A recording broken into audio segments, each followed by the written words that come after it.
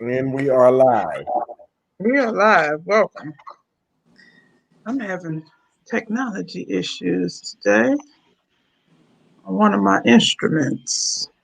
No, tonight is not the all men panel. It's gonna be Monday night. No, you're not ready for the all men panel. Uh-oh. I think your all men panel needs some female influence because it's never good to have a conversation that's one sided. You always got to get the Yes, it other is. side of the No. equation. Yeah, right. I beg to differ. That's a That's not what problem. we want. That's y'all going down a rabbit hole. That's not what the numbers say. Well, I ain't talking about the numbers. I'm talking about the content of the conversation. I know the people gonna watch. The It's numbers, a good conversation. the numbers drive the content. The content drives the numbers. Yeah, but I think ladies need to. Y'all have enough talk already. It's time for Y'all know I'm over here being Right. petty. They do enough talking. Yeah, as but it is.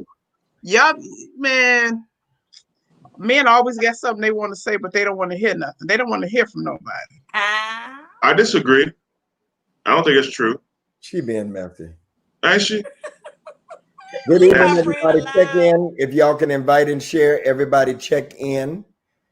The men's panel is Monday night at 10 p.m. Those of you, so that we can have ample time to be right here. Ample time.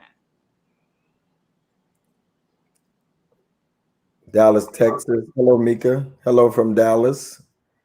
Good evening, good people. It's supposed to be fun. Let me see. Let's invite and share, everybody. That's what I'm doing right this very moment. Invite and share.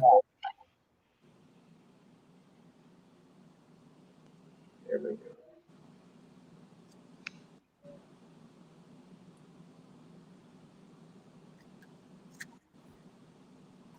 go. Ooh.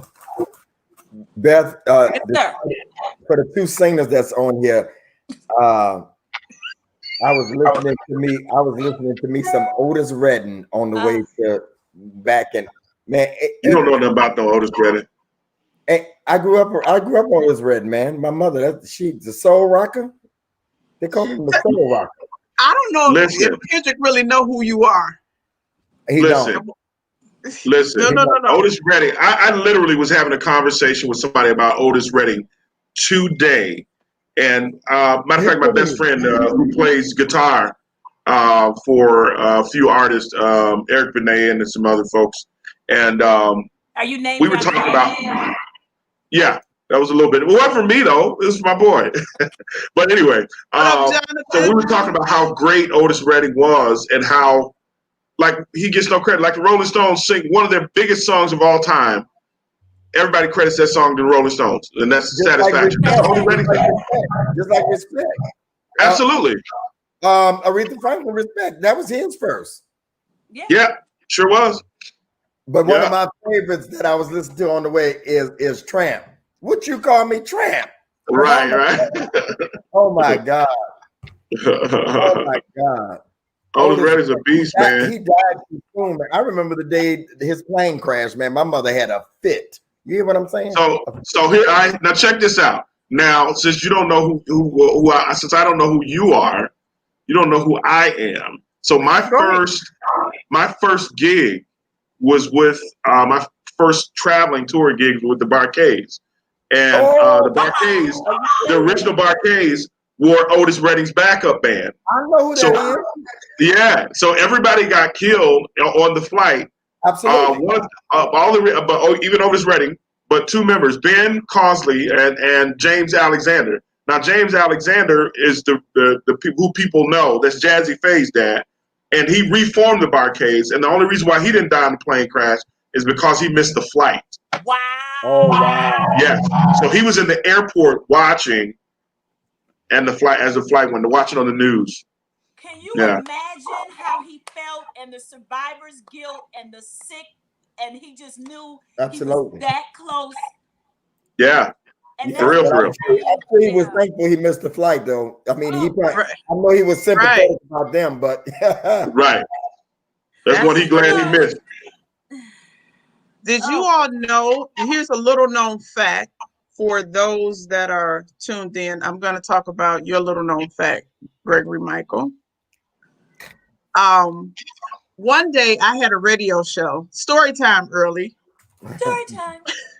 One day I had a radio show back in the day, and this was actually the birth of When the Right One Comes. Remember this? Mm-hmm. This is the birth of When the Right One Comes. I had a radio show, and Greg came in, and he was just sitting, chilling, just keeping me company, in between segments and stuff like that. And we were talking relationships and stuff like that. And he had made a quote about when the right one comes, blah, blah, blah, blah, blah. Right there sitting in the corner. The rest sitting in the corner. And that was the birth of what we know today as when the right one comes.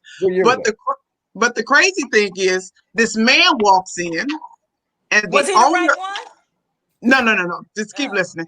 This man walks in, and the owner loses his wig. Is going crazy, like, oh my God, I can't believe. And so Rick says, "That's my daddy," and just kept talking. And I'm like, "What?" He said, "Yeah, that's my daddy." And the man is just losing his mind. Oh my God, Billy Davis, Billy Davis. It was a white man, wasn't it? Was it a white man? Yeah, it was Brian Pastoria. Like, oh my God, the Billy Davis, Billy Davis.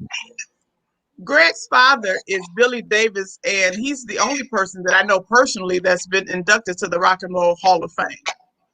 Mm-hmm. He is the one that's responsible for was it Miles Davis? No. Hank Ballard, Midnighters. He played for Hank Ballard in the Midnighters and Stevie Wonder. All these legends. Oh, and Jimi Hendrix. Yeah, Jimi Hendrix. That's the one he taught. Yeah. Jimi Hendrix. That's who it was. Jimi Hendrix. He plays all on the floor with his teeth and the guitar behind him and all that stuff. He's 86 years old now. Is he really? Yeah, he's 86.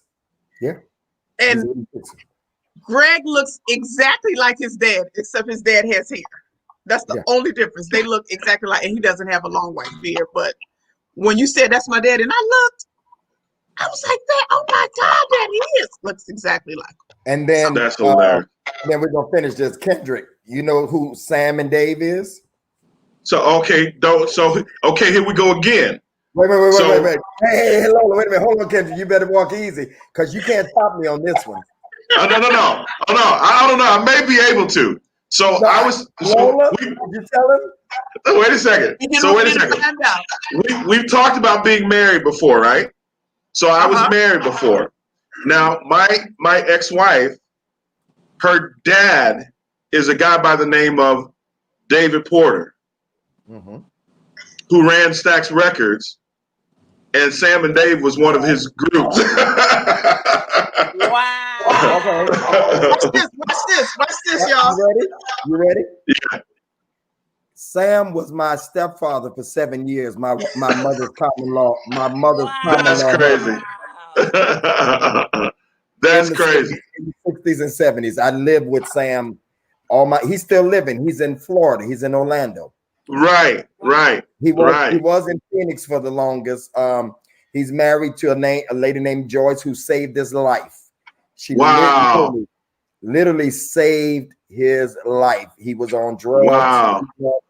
And my mother didn't make it out like he did, but she literally saved his life. So I've talked to him a couple of times just to thank him because I was living on 55th and 8th Avenue in the 60s. I mean, with Sam. Yeah. Yep. That's crazy. Yep. So yeah, we need to talk. We'll talk and do some history. Yep. Today we've opened the show up with some little known facts of Did You Know? So hopefully you enjoyed today's opening. We do have our guests back from last week, Beth and Kendrick. For those of you that's joining this week that wasn't here last week, we have two. You know what? Everybody here is a part of the arts in some way, shape, form, or fashion. Both Kendrick and Beth are recording artists. They both have projects that's out that you can go download on all digital media outlets. Beth's debut album is called Free, and Kendrick's is called Stay a While. Beth was on season 16 of The Voice just a year and a half ago at this point. And you know what? These are all personal friends of ours. Me, Beth, and Kendrick. And actually, me, Beth, and Greg used to do a radio show together. Me, Beth, and Kendrick used to do a radio show together. So we've all worked with each other individually and collectively at one time or another. So this is truly a family on here. We get to really laugh and talk. And when we ended last week's show, we were really digging into love languages, understanding and knowing your love language. And earlier today, Beth and I went for brunch, and we actually took the test to identify.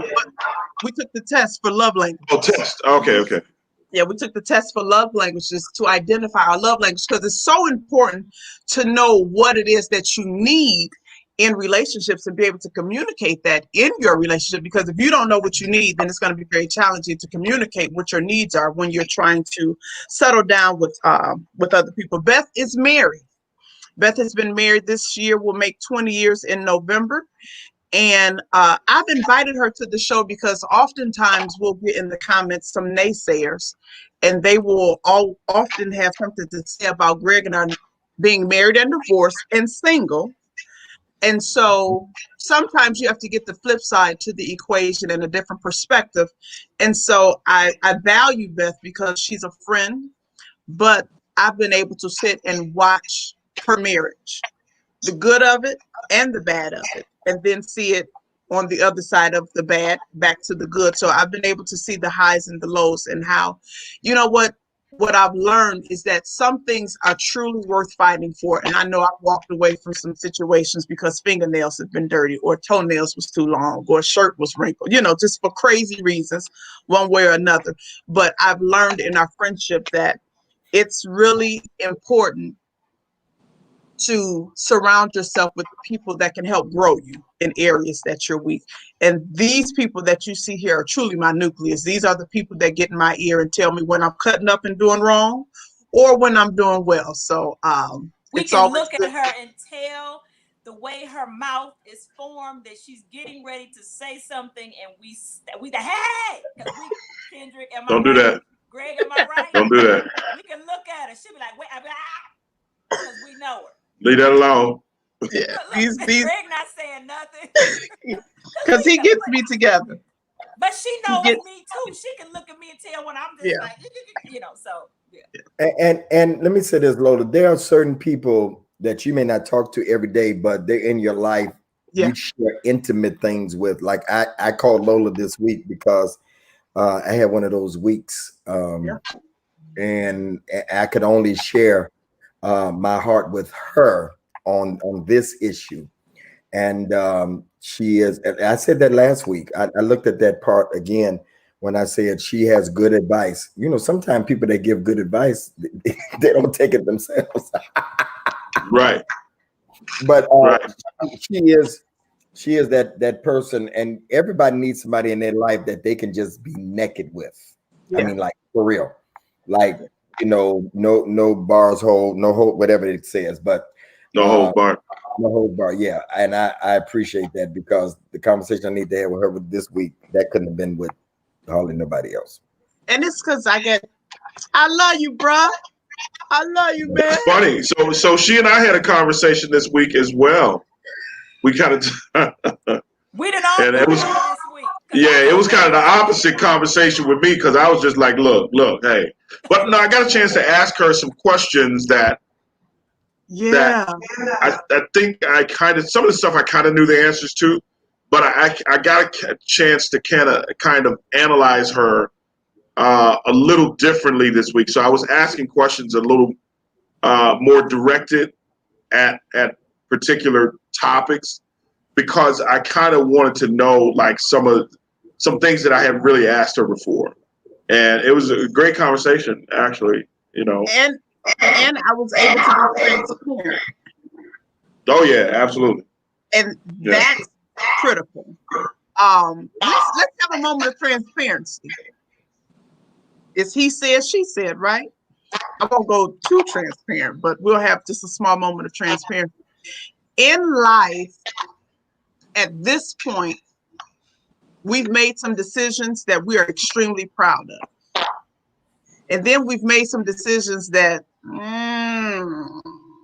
we live with our decisions, but are we proud of the decisions that we've made? And some of the things that Kendrick and I talked about this week was one of my decisions that I literally struggled with for years. And his question was really, and everybody on here knows what, after I begin to talk, you'll know exactly what it is. Kind of struggled with why did you do that? Why did you subject yourself to that? What was it about that thing that attracted you? Why did you allow that stronghold? And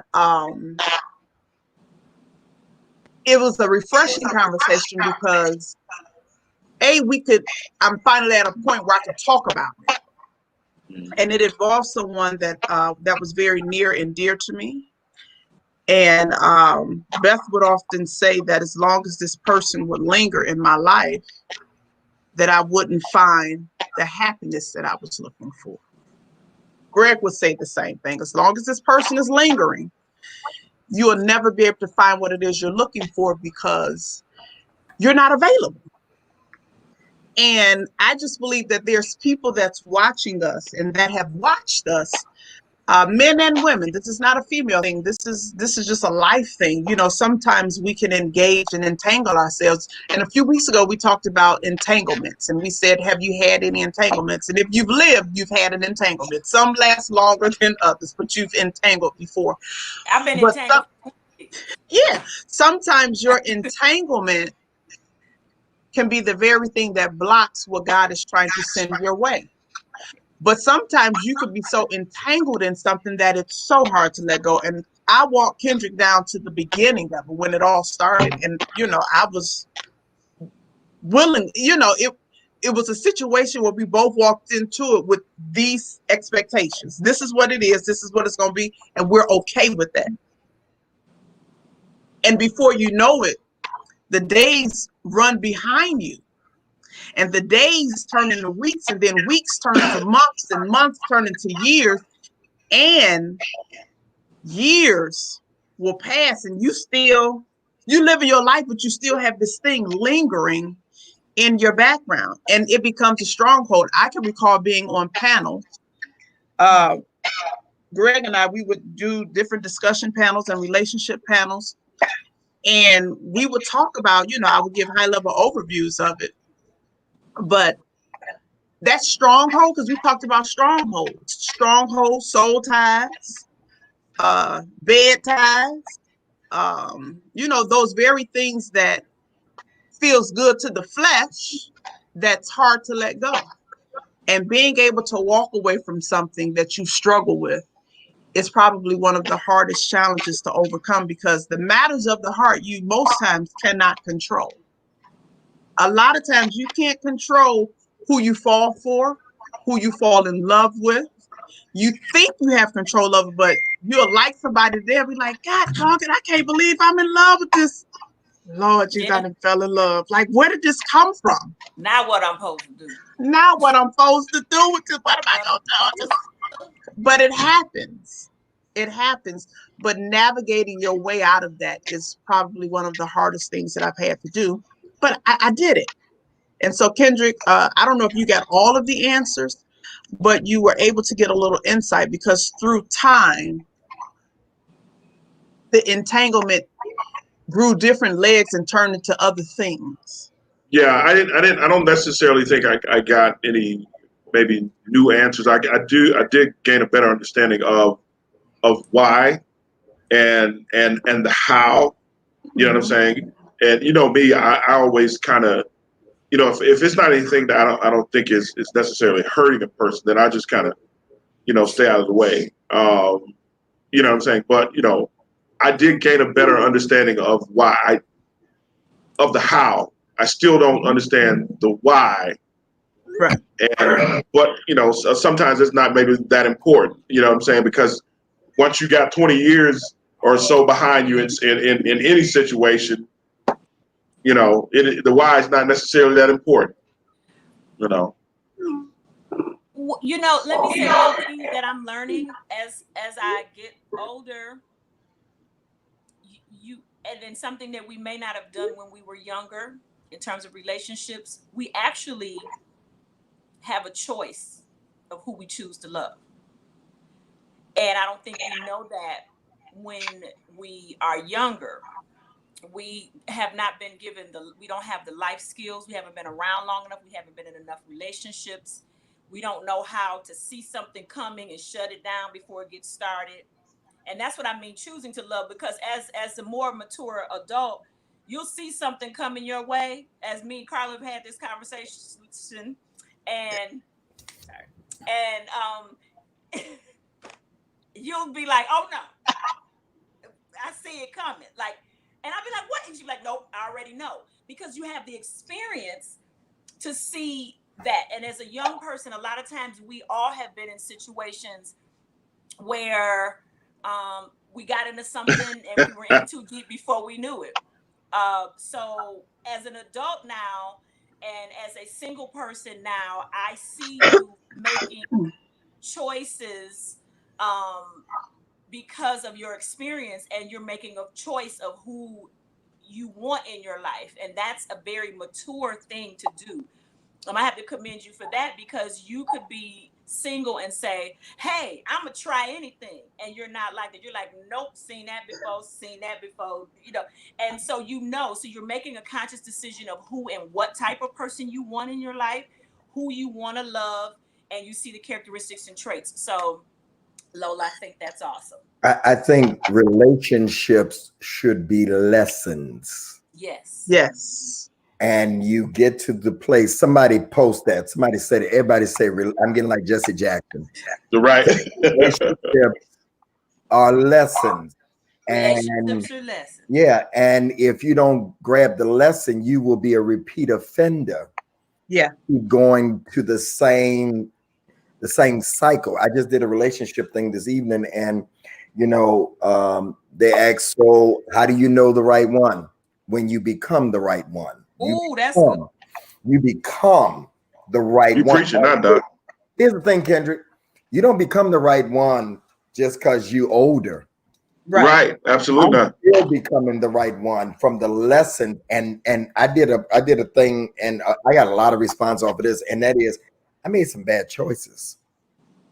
I made some bad choices in relationship. And if I keep doing that, because somebody said to me, well, maybe you're not married because you're afraid. No, I'm not married now because I don't want to make another bad choice. So maybe that is fear.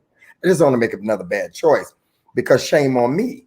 I've got a lot of passes, because, Kendrick can make some mistakes, but I'm Bishop Greg Davis, and I done had a couple divorces here. And so I can't take another hit.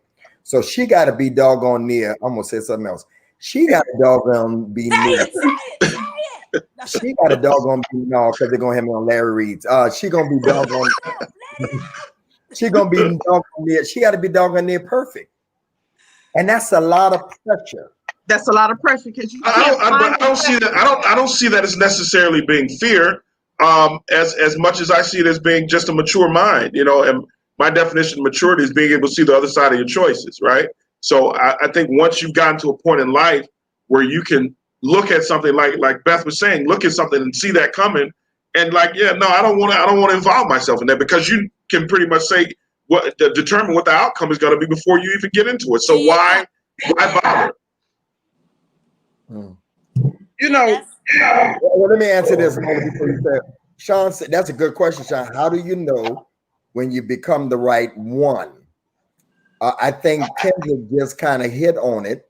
And that is when you become, it's a maturity level that you come to, and you're not just running after anybody that says hello to you. Right.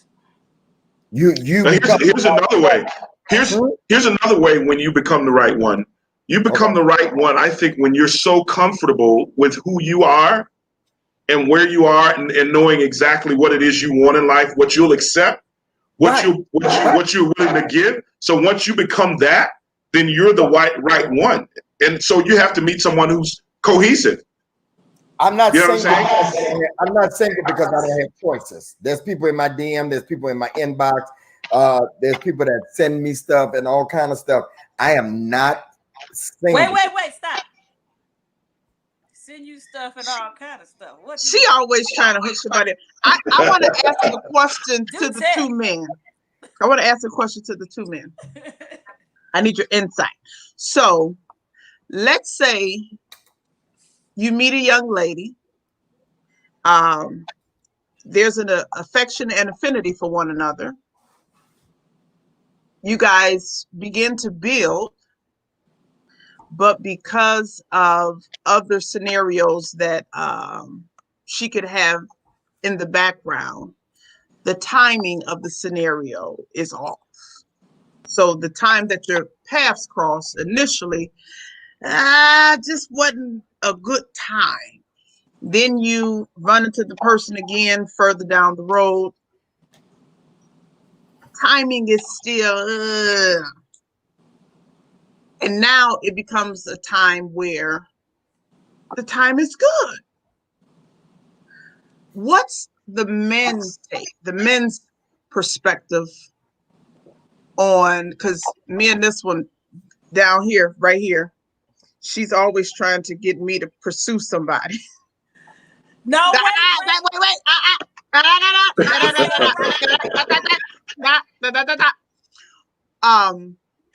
What's your perspective on someone that you may have once been interested in pursuing you? Just asking for a friend. Say it the way I say. I don't be telling you to pursue. That's not what I tell you to do. First of all, I don't think there's anything wrong with a woman flirting and letting a man know that she has interest. I prefer it. Yeah. What's wrong with that? I prefer it.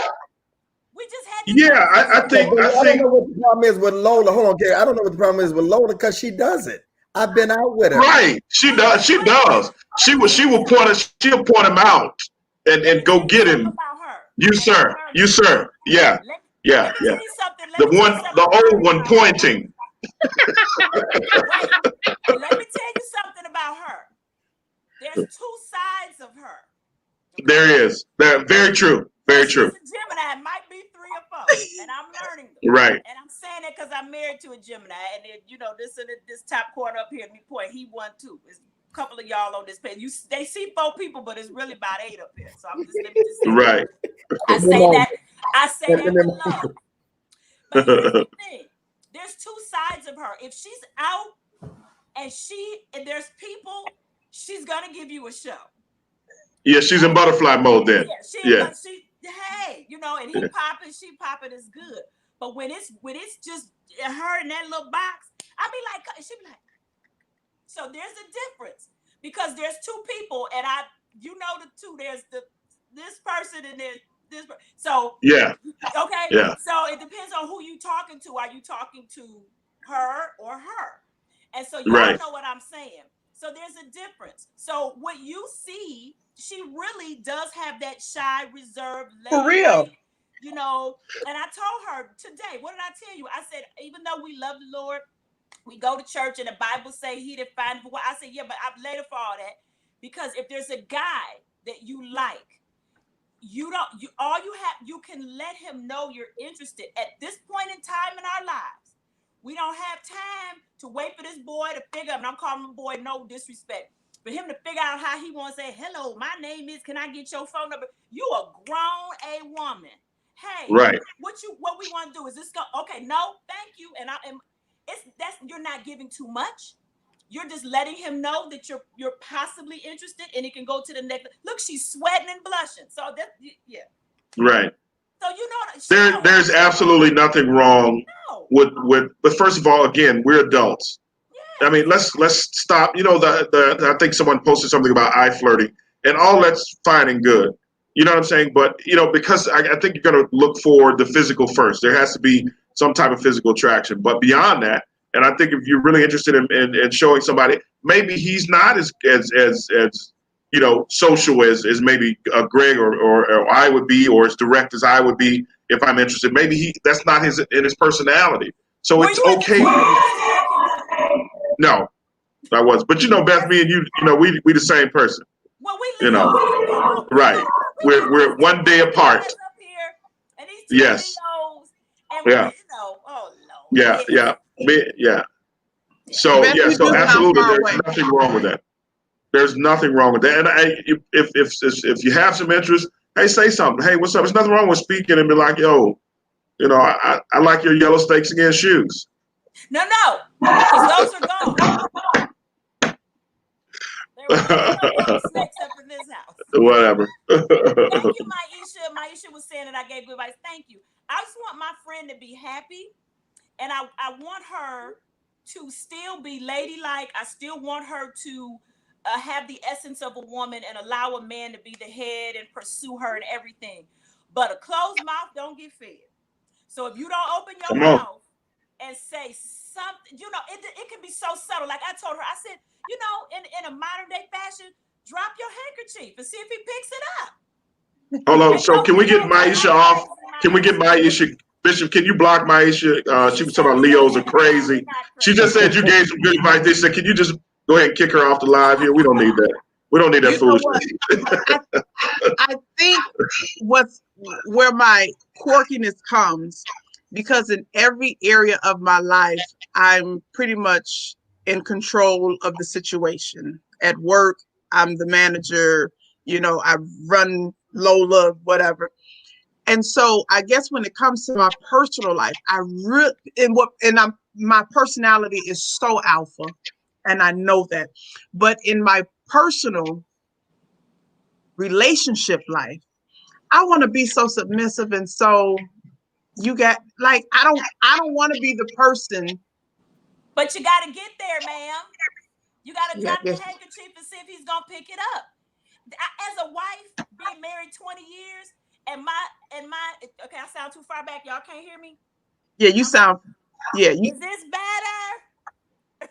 Or turn up the volume on your It's all the way up. I don't know what it is. It's all the way up. Wait a minute. Is this better? It's getting a little bit better. Okay. We're gonna get your microphone. She probably on an Apple product or something. Go ahead. Yeah. I am on my iPad.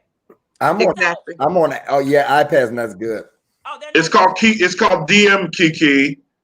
So even in 20 years of being married, there is still the submissive thing that happens in that, and I still have to be a damsel in distress in my own house with my husband, because that's just what we do. But you got to get there, so you can't be have that pullback that far back in the initial.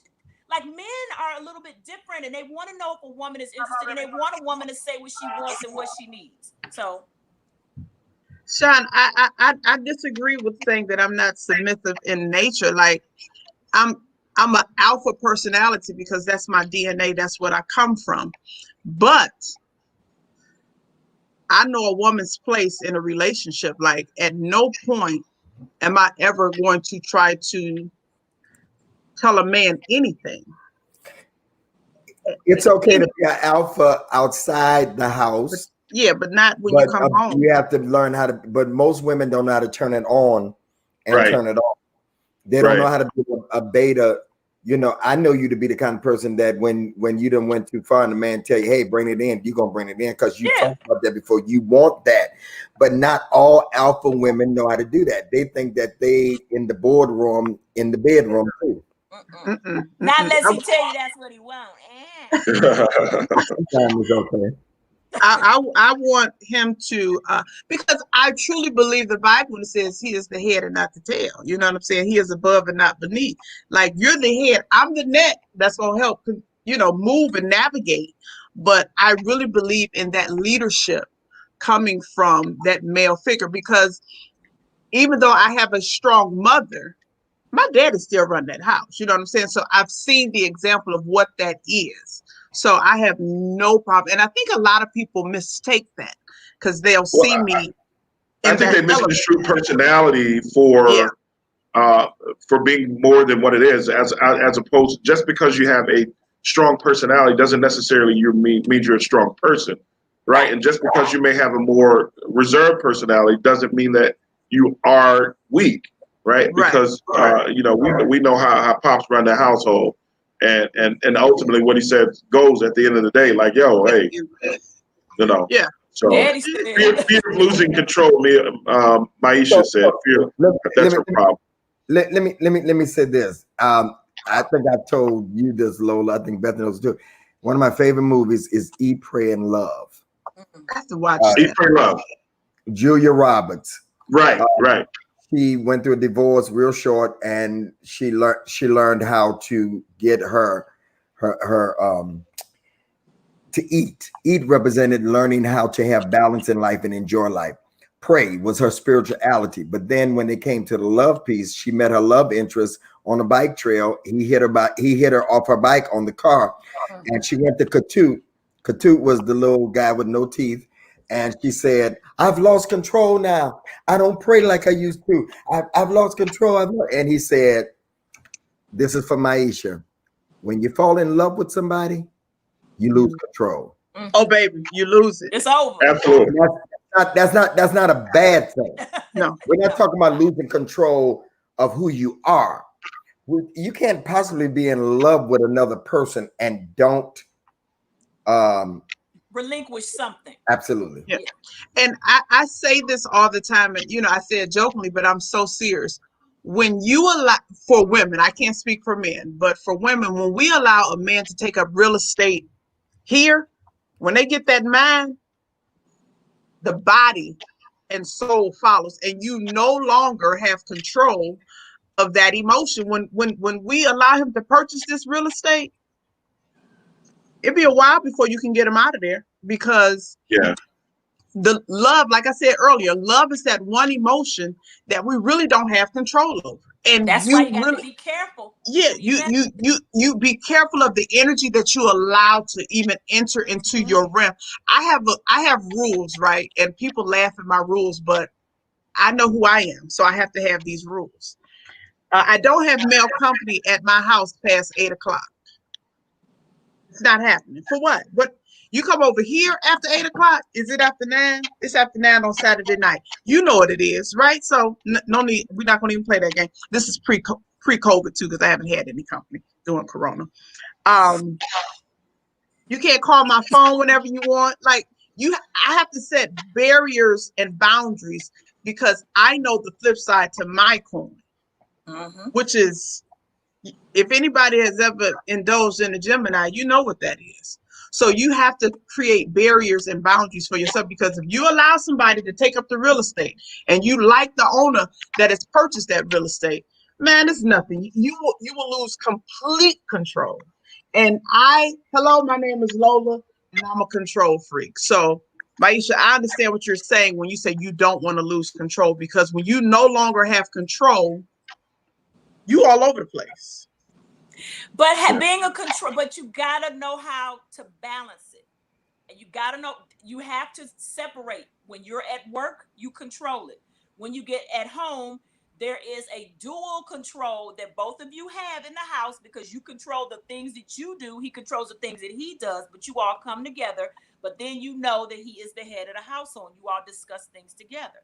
So, and I think a lot of times the problem and the fear is you don't have the right person. Because if you have the right person, you would have no problem letting them handle it.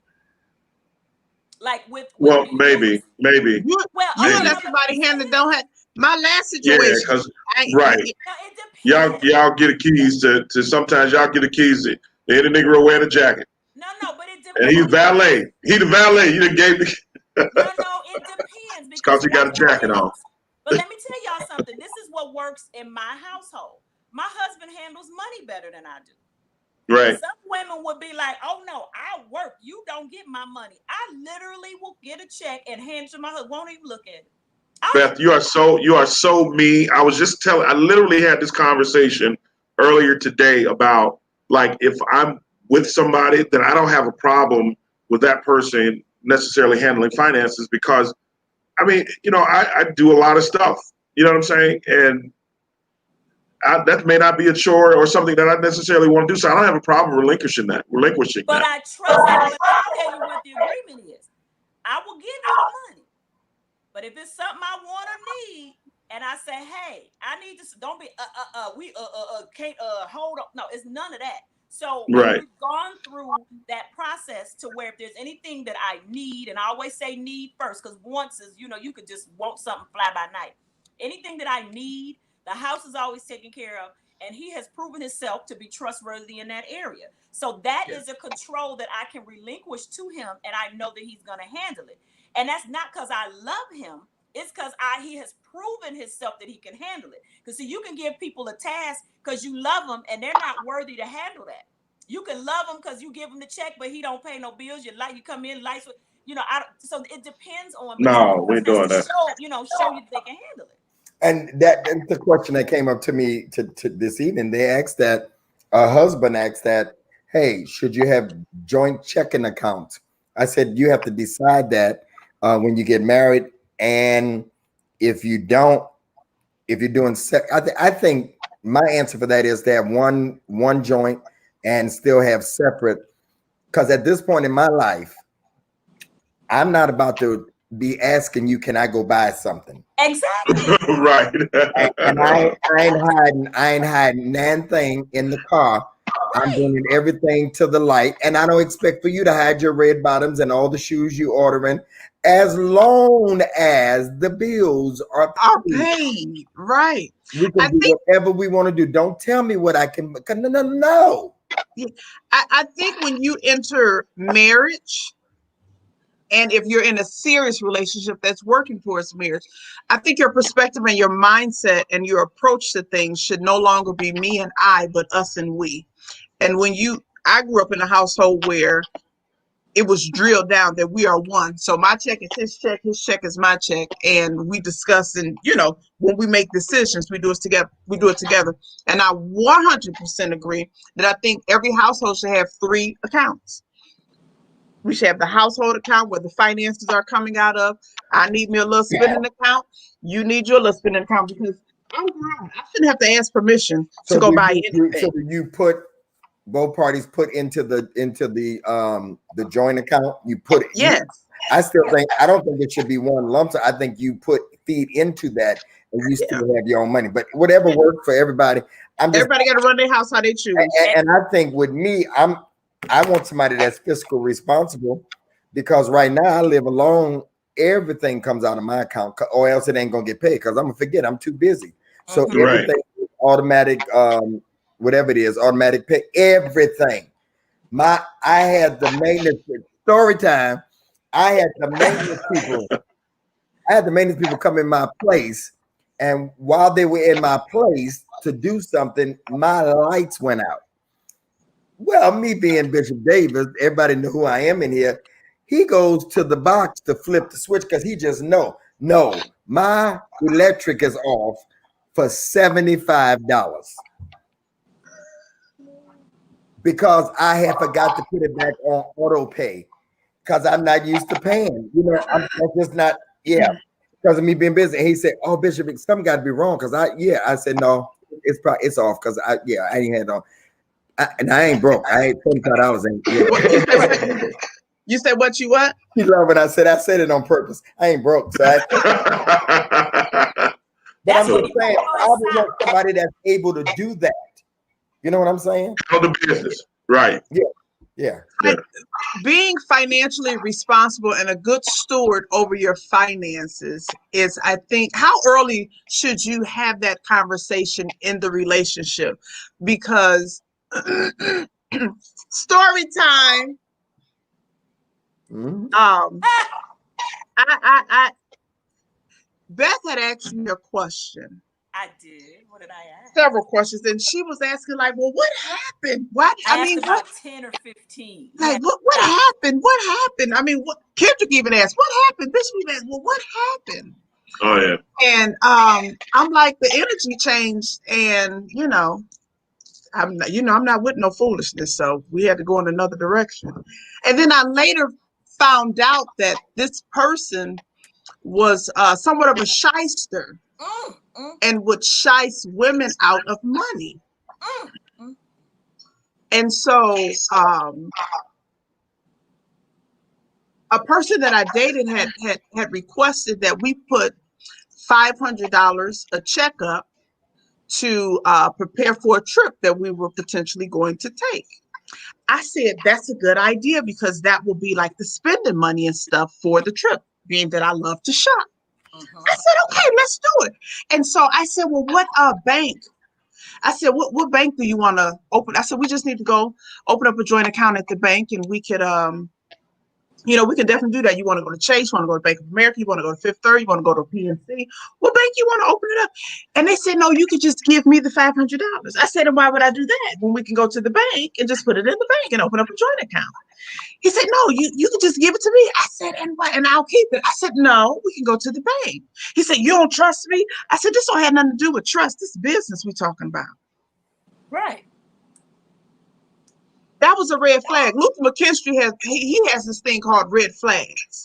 Ooh, why are you asking me to give you money when if we're trying to do something? Wouldn't it make sense to put the money in the bank versus a shoebox or in somebody's pocket? You got to be a good steward over your resources. What you're not going to get is mine. Huh? You won't be able to, you know. Did I tell y'all about that one? He tried. Oh, yeah. Yeah, we had that conversation. Read that Luther saying. Sometimes after the first date, they be asking, can you get their hair done or nails or help them with a bill? My response is, how was you getting it done before I got here? Well, first of all, that woman that would ever do that is not the woman for me, period, under any circumstance. And really, yeah, probably not the woman. First of all, she's sounds like a kid. Like really, what world are you living in right now? And were you still expecting that? You are you listening to too much Meg Thee Stallion is what I would say, and you need to turn your radio off. Wait a minute, what's wrong with stop. There is nothing wrong with Meg, but if you following Meg's advice, you might have some issues when it comes to dating real men. That's somebody that wants you to fund their life. Yeah. And right now, as I said earlier, I'm not looking to fund anybody's life. I'm looking for a merger. Exactly. It should be, yes, like that. That's right. I'm looking for a corporate merger. First of all, if you've proven yourself to be who you need to prove, you ain't got to ask for that.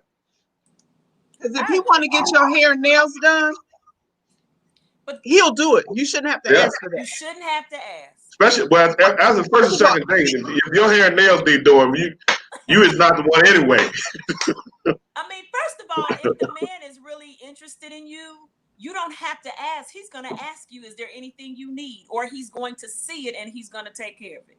You don't even have to go there. Like, I don't leave out of my house. I could leave out of my house literally. Leave that one right there. You said what? Go ahead. Oh, no. Go back to that money. Go ahead, Beth. Out of my house, or when I get ready to leave out of my house, and if Lewis is home, I always walk out of the house, and he's like, "Do you have money in your pocket?" I'm like, "I don't know," because you know how I am. I don't think about money like that. I'm like, "I got my debit card." He's like, "Do you have any cash?" I'm like, "Eh." And so he does not ever want me to walk out the house without money in case of emergency. So what I'm saying is, a man who cares about you is gonna make sure you straight. Yeah. If my hair's not done or my nails not done, and I'm walking around here looking crazy because that happens, he'll say, "When last time you want to go?" You don't have to come to a man and say, "Hey, can you help?" Like, you don't. Yeah, no. Because he see what you need. He see you look a mess. He see. And right. if he lets you look a mess, and he don't care nothing about you looking a mess, then you not his mess. Because what he not gonna have his looking a mess. It says, "Thank you. Get so sick of men asking me for money." Was just asked for $300. The young lady that was just that they just posted. It is a lot. Let me say this. You see my face? There's a lot of women out here that will pay for affection and pay for time. It's a lot of them out here. And it messes us up for real ones like me. Because when they come to me with the foolishness, I'm no. Well, you know what? If that's what she want to do with her money, there's nothing wrong with that. If she want to pay for something, men have to pay for it too. Listen. No, but when they ask for it, yeah. A real man, you don't have to. A real man, though, back to that, you don't have to ask him to do anything for you. Nothing. You say, what you got going on there? I'm gonna get my nails done, and you'll cash app him the money. Ding. Hey, baby, that's to get your nails done. It's not that you can't afford to do it, but I just want to do it. Or you'll send them lunch. You'll send them. I mean, so let me Star Allison Rising merger. You're asking what that means? That means you got something and I got something, and we put it together. And we bring it together. There's like a corporation. And we bring it together, and we make life better. That's what the merger. What Jay-Z say in the song? I'm a movement by myself, but I'm a force when we're together. Because a relationship and a marriage is a merger. It is. It's a business. Absolutely. It is. You gotta know where you at in life too, because everybody is not at that merger state. Some people are on the come up. Some people are on the work together to get where we need to go. I'm just not there no more. I did that with Kim Davis for 20 years. We did that. We built an empire. And so I'm not willing to do that again. I'm not ready to marry potential. Because so we're in a real peculiar time, because Corona and COVID in them has changed the landscape of the work environment. Many people have lost jobs. They've had to kind of realign their finances, figure out a new way to, start up their businesses. And my sis, so I read a post earlier today, being and doing. Being is action where it's already in motion. What I'm thinking about doing, I'm getting ready to do, I was about to do, I should do, I want to do. I'm about to do. I would do, but everybody has a dream. Everybody has something that they're interested in and they want to do, but there's a series of actions that you have to put behind your words in order to get something moving and happening. And I say this all the time: success will find you working. Success will find you working, which means you have to already be in the act of. Right. Now, if you're in the act of something, and we know that success doesn't come overnight, there's a process, but you're in the act of building, and that's something different. I can work with that because I can see the big picture. Right. But what you want to do, and what you finna do, and what you're about to do, and what your cousin about to help you do, you and your cousin.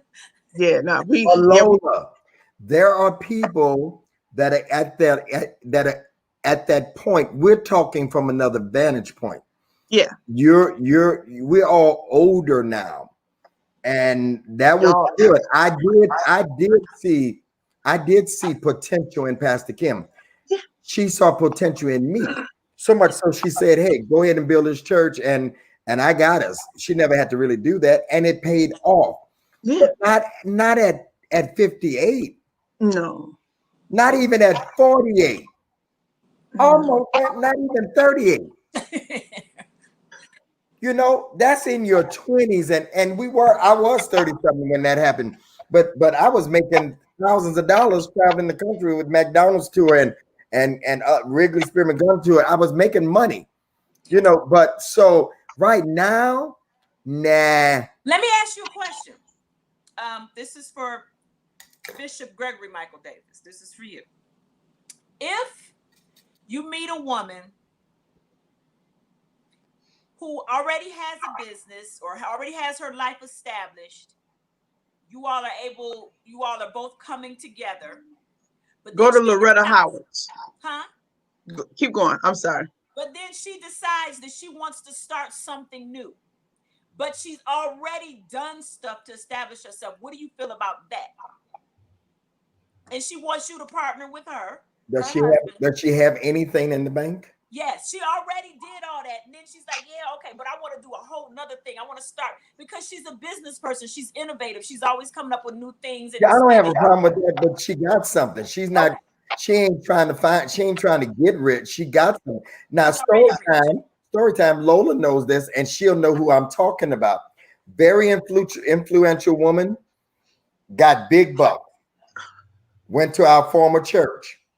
Okay. They're still my church. but went to our church. Let me just say yeah. I already know where you at. Came to my opening. Oh, I know too. Was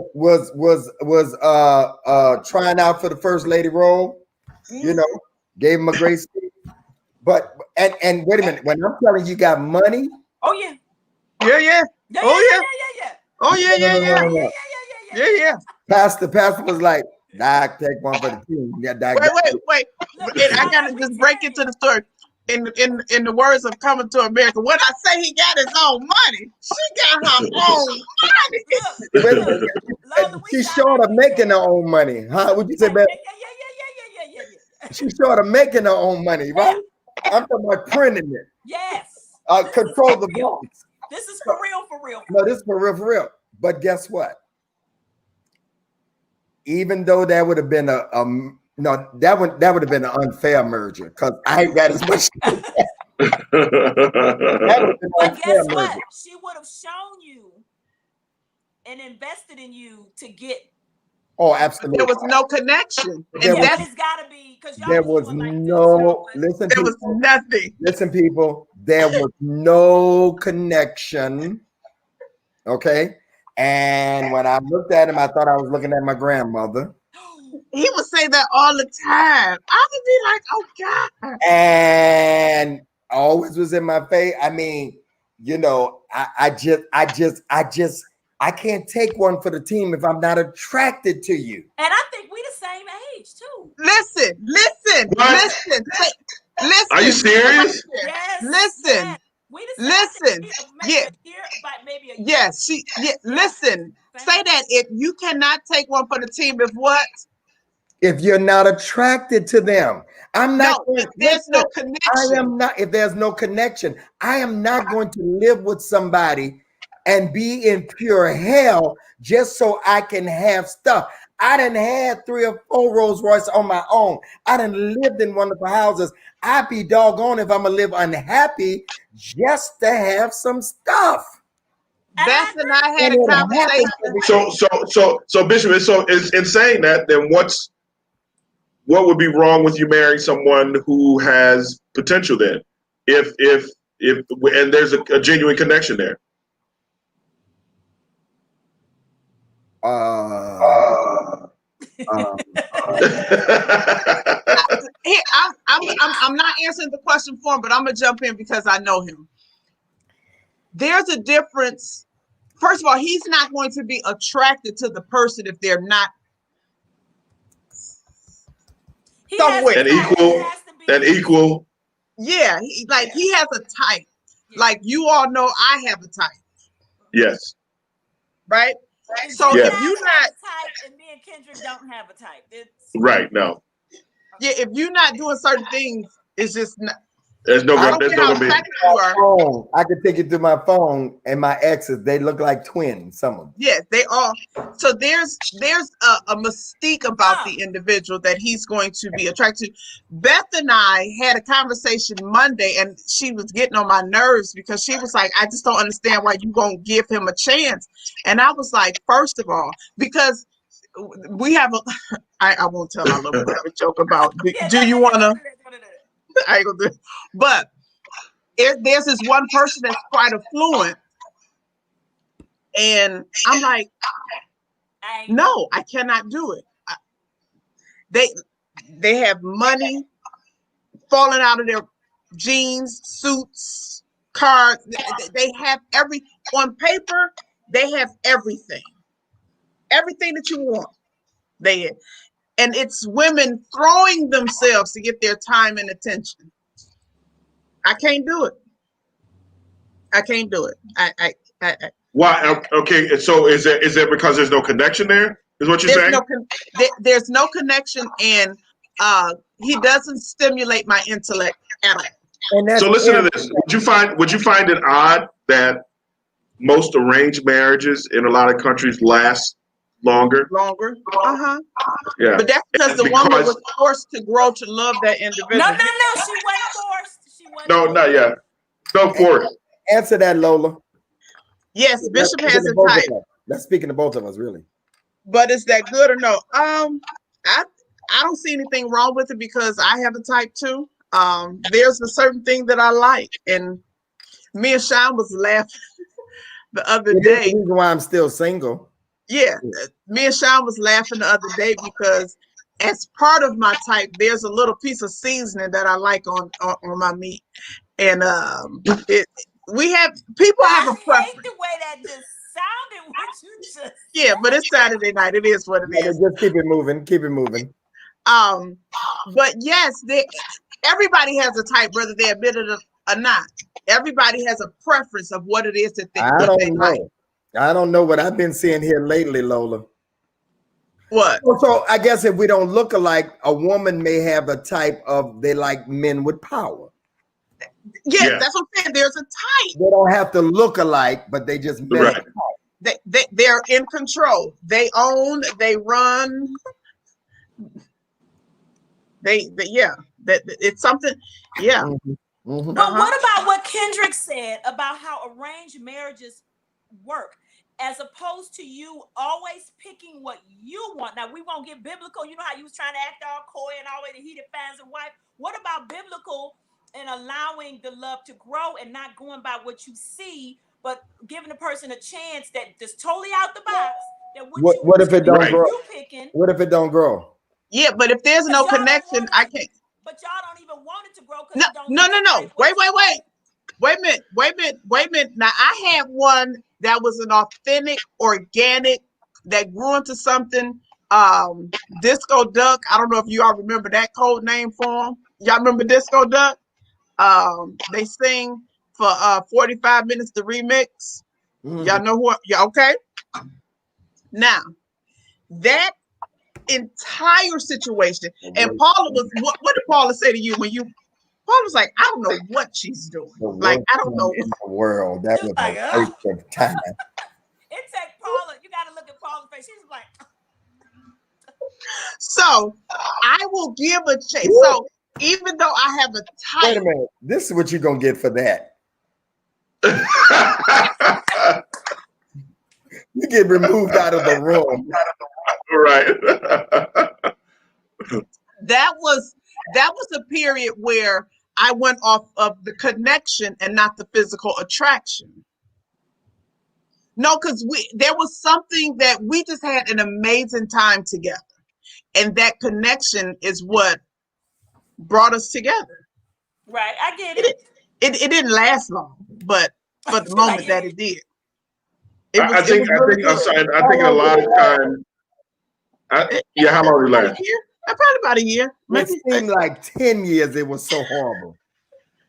Yeah, I think a lot of times we give too much power to connection and attraction because, especially when it comes to physicality, because those are things that can wear off so easily.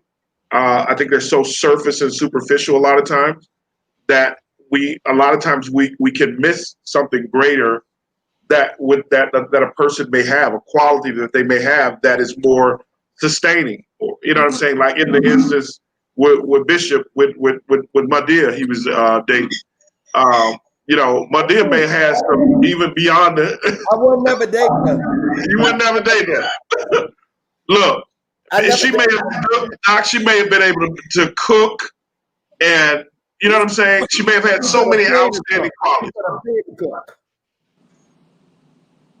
I cannot. I don't know. I think we give, especially we give. I think it's important. Definitely, I think you got to have some kind of attraction. But I think sometimes we may give too much to the attraction side because, like I said, it so easily can be influenced. But you have to. Okay, so Ken, you have a friend from Memphis, right? Just stay right there. Yeah. Okay. Yes. You have a friend from Memphis that I know.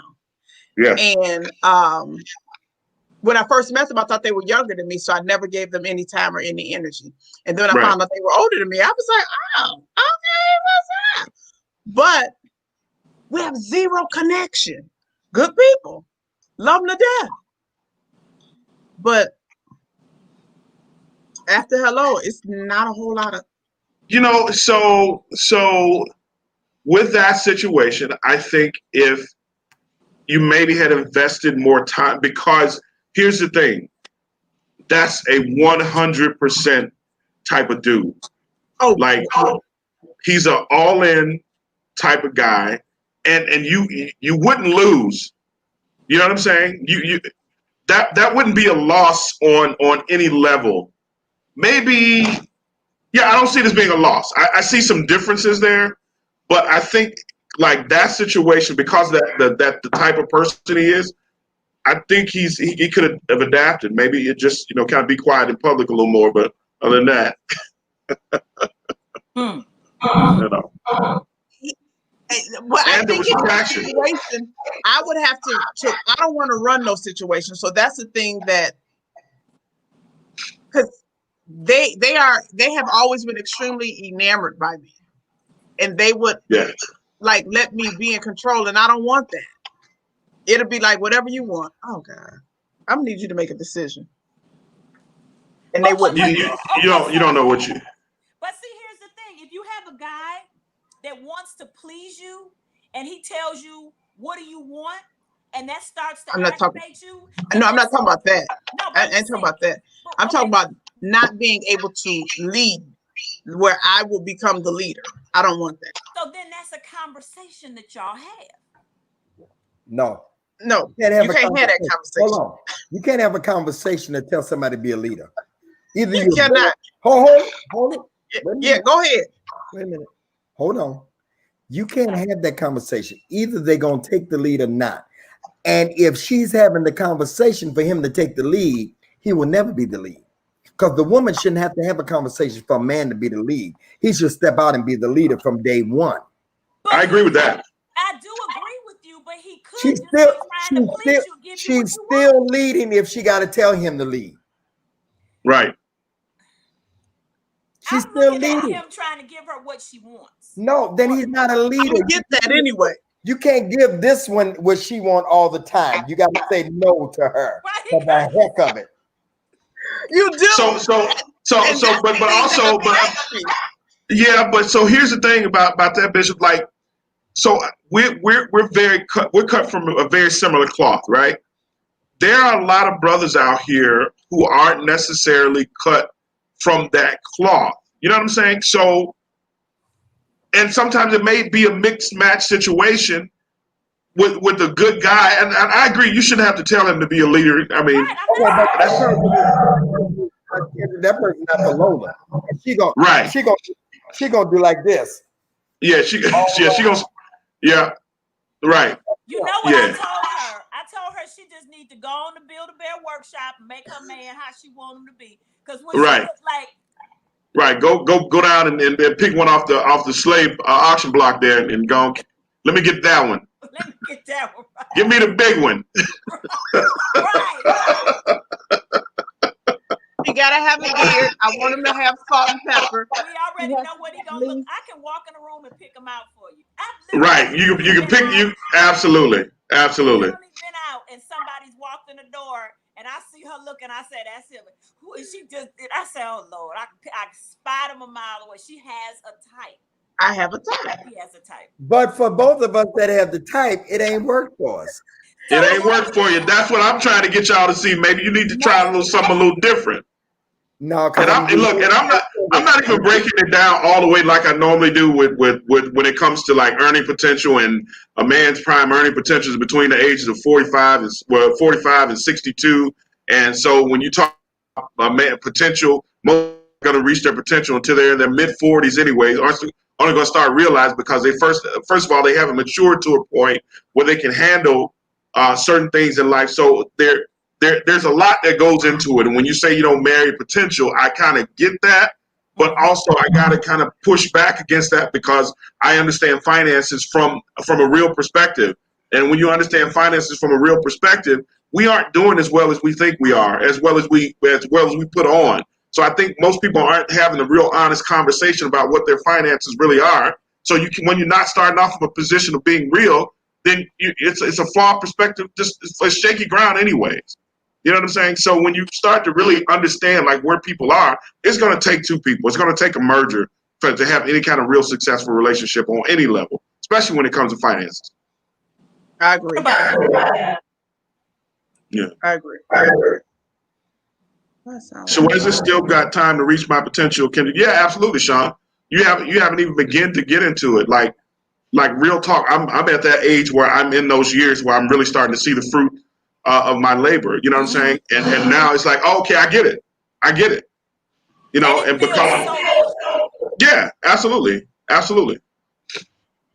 If Lola and Greg are not related, they seem like they should try dating. Chemistry is there. No, absolutely not. No. Y'all don't see us I don't know off why camera. people always do that. You don't. They always. Yeah, I don't know why people do that. There are some places that's why we shouldn't, because we too much alike. We'd be fighting. Yeah. And you all just see us on camera. And they both don't listen, and they both set in their ways. So yeah, that would be catastrophic. Yes. No. Yeah. We we have been all over this country together, and he has stood in pulpit after pulpit. Story time. We're in Chicago. We're in Chicago. I told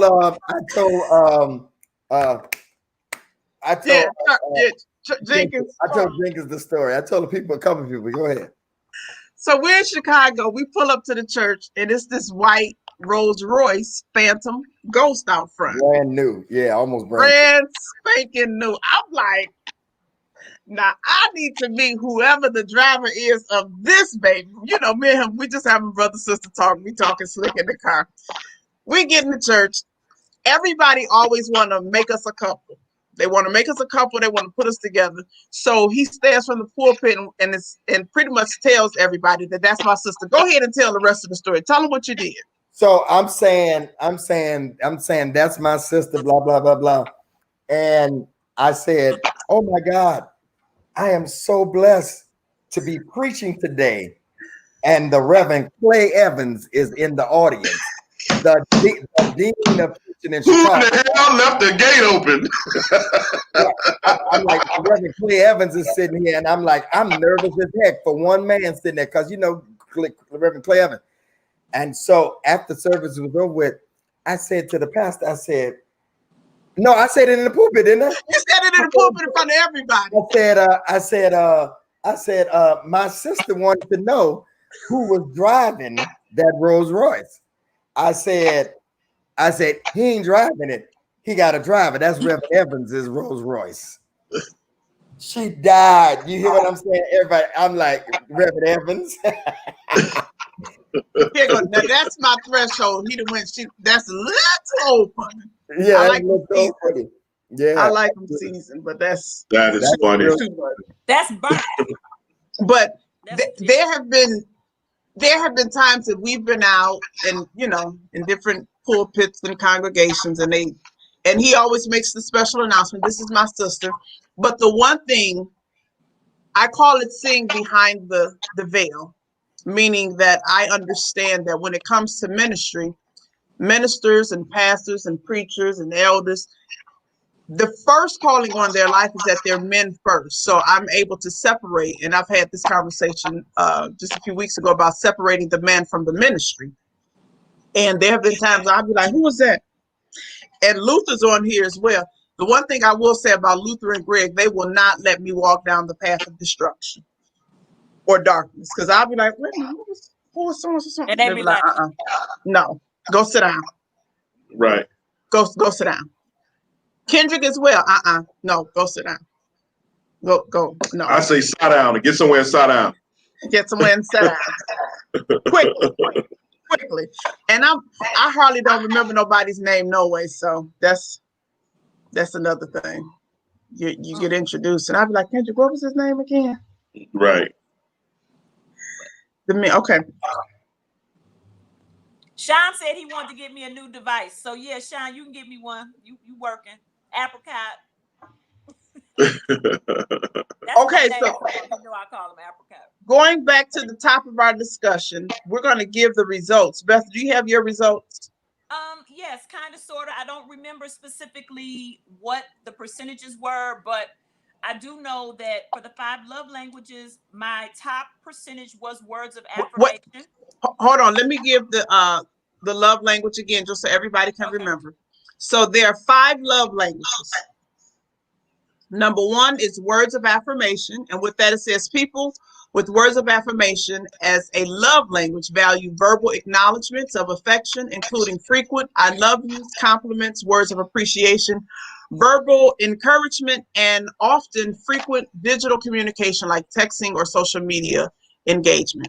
That's what it means to have that words of affection. Written and spoken shows affection, and it actually provides a matter to most that matters most to people.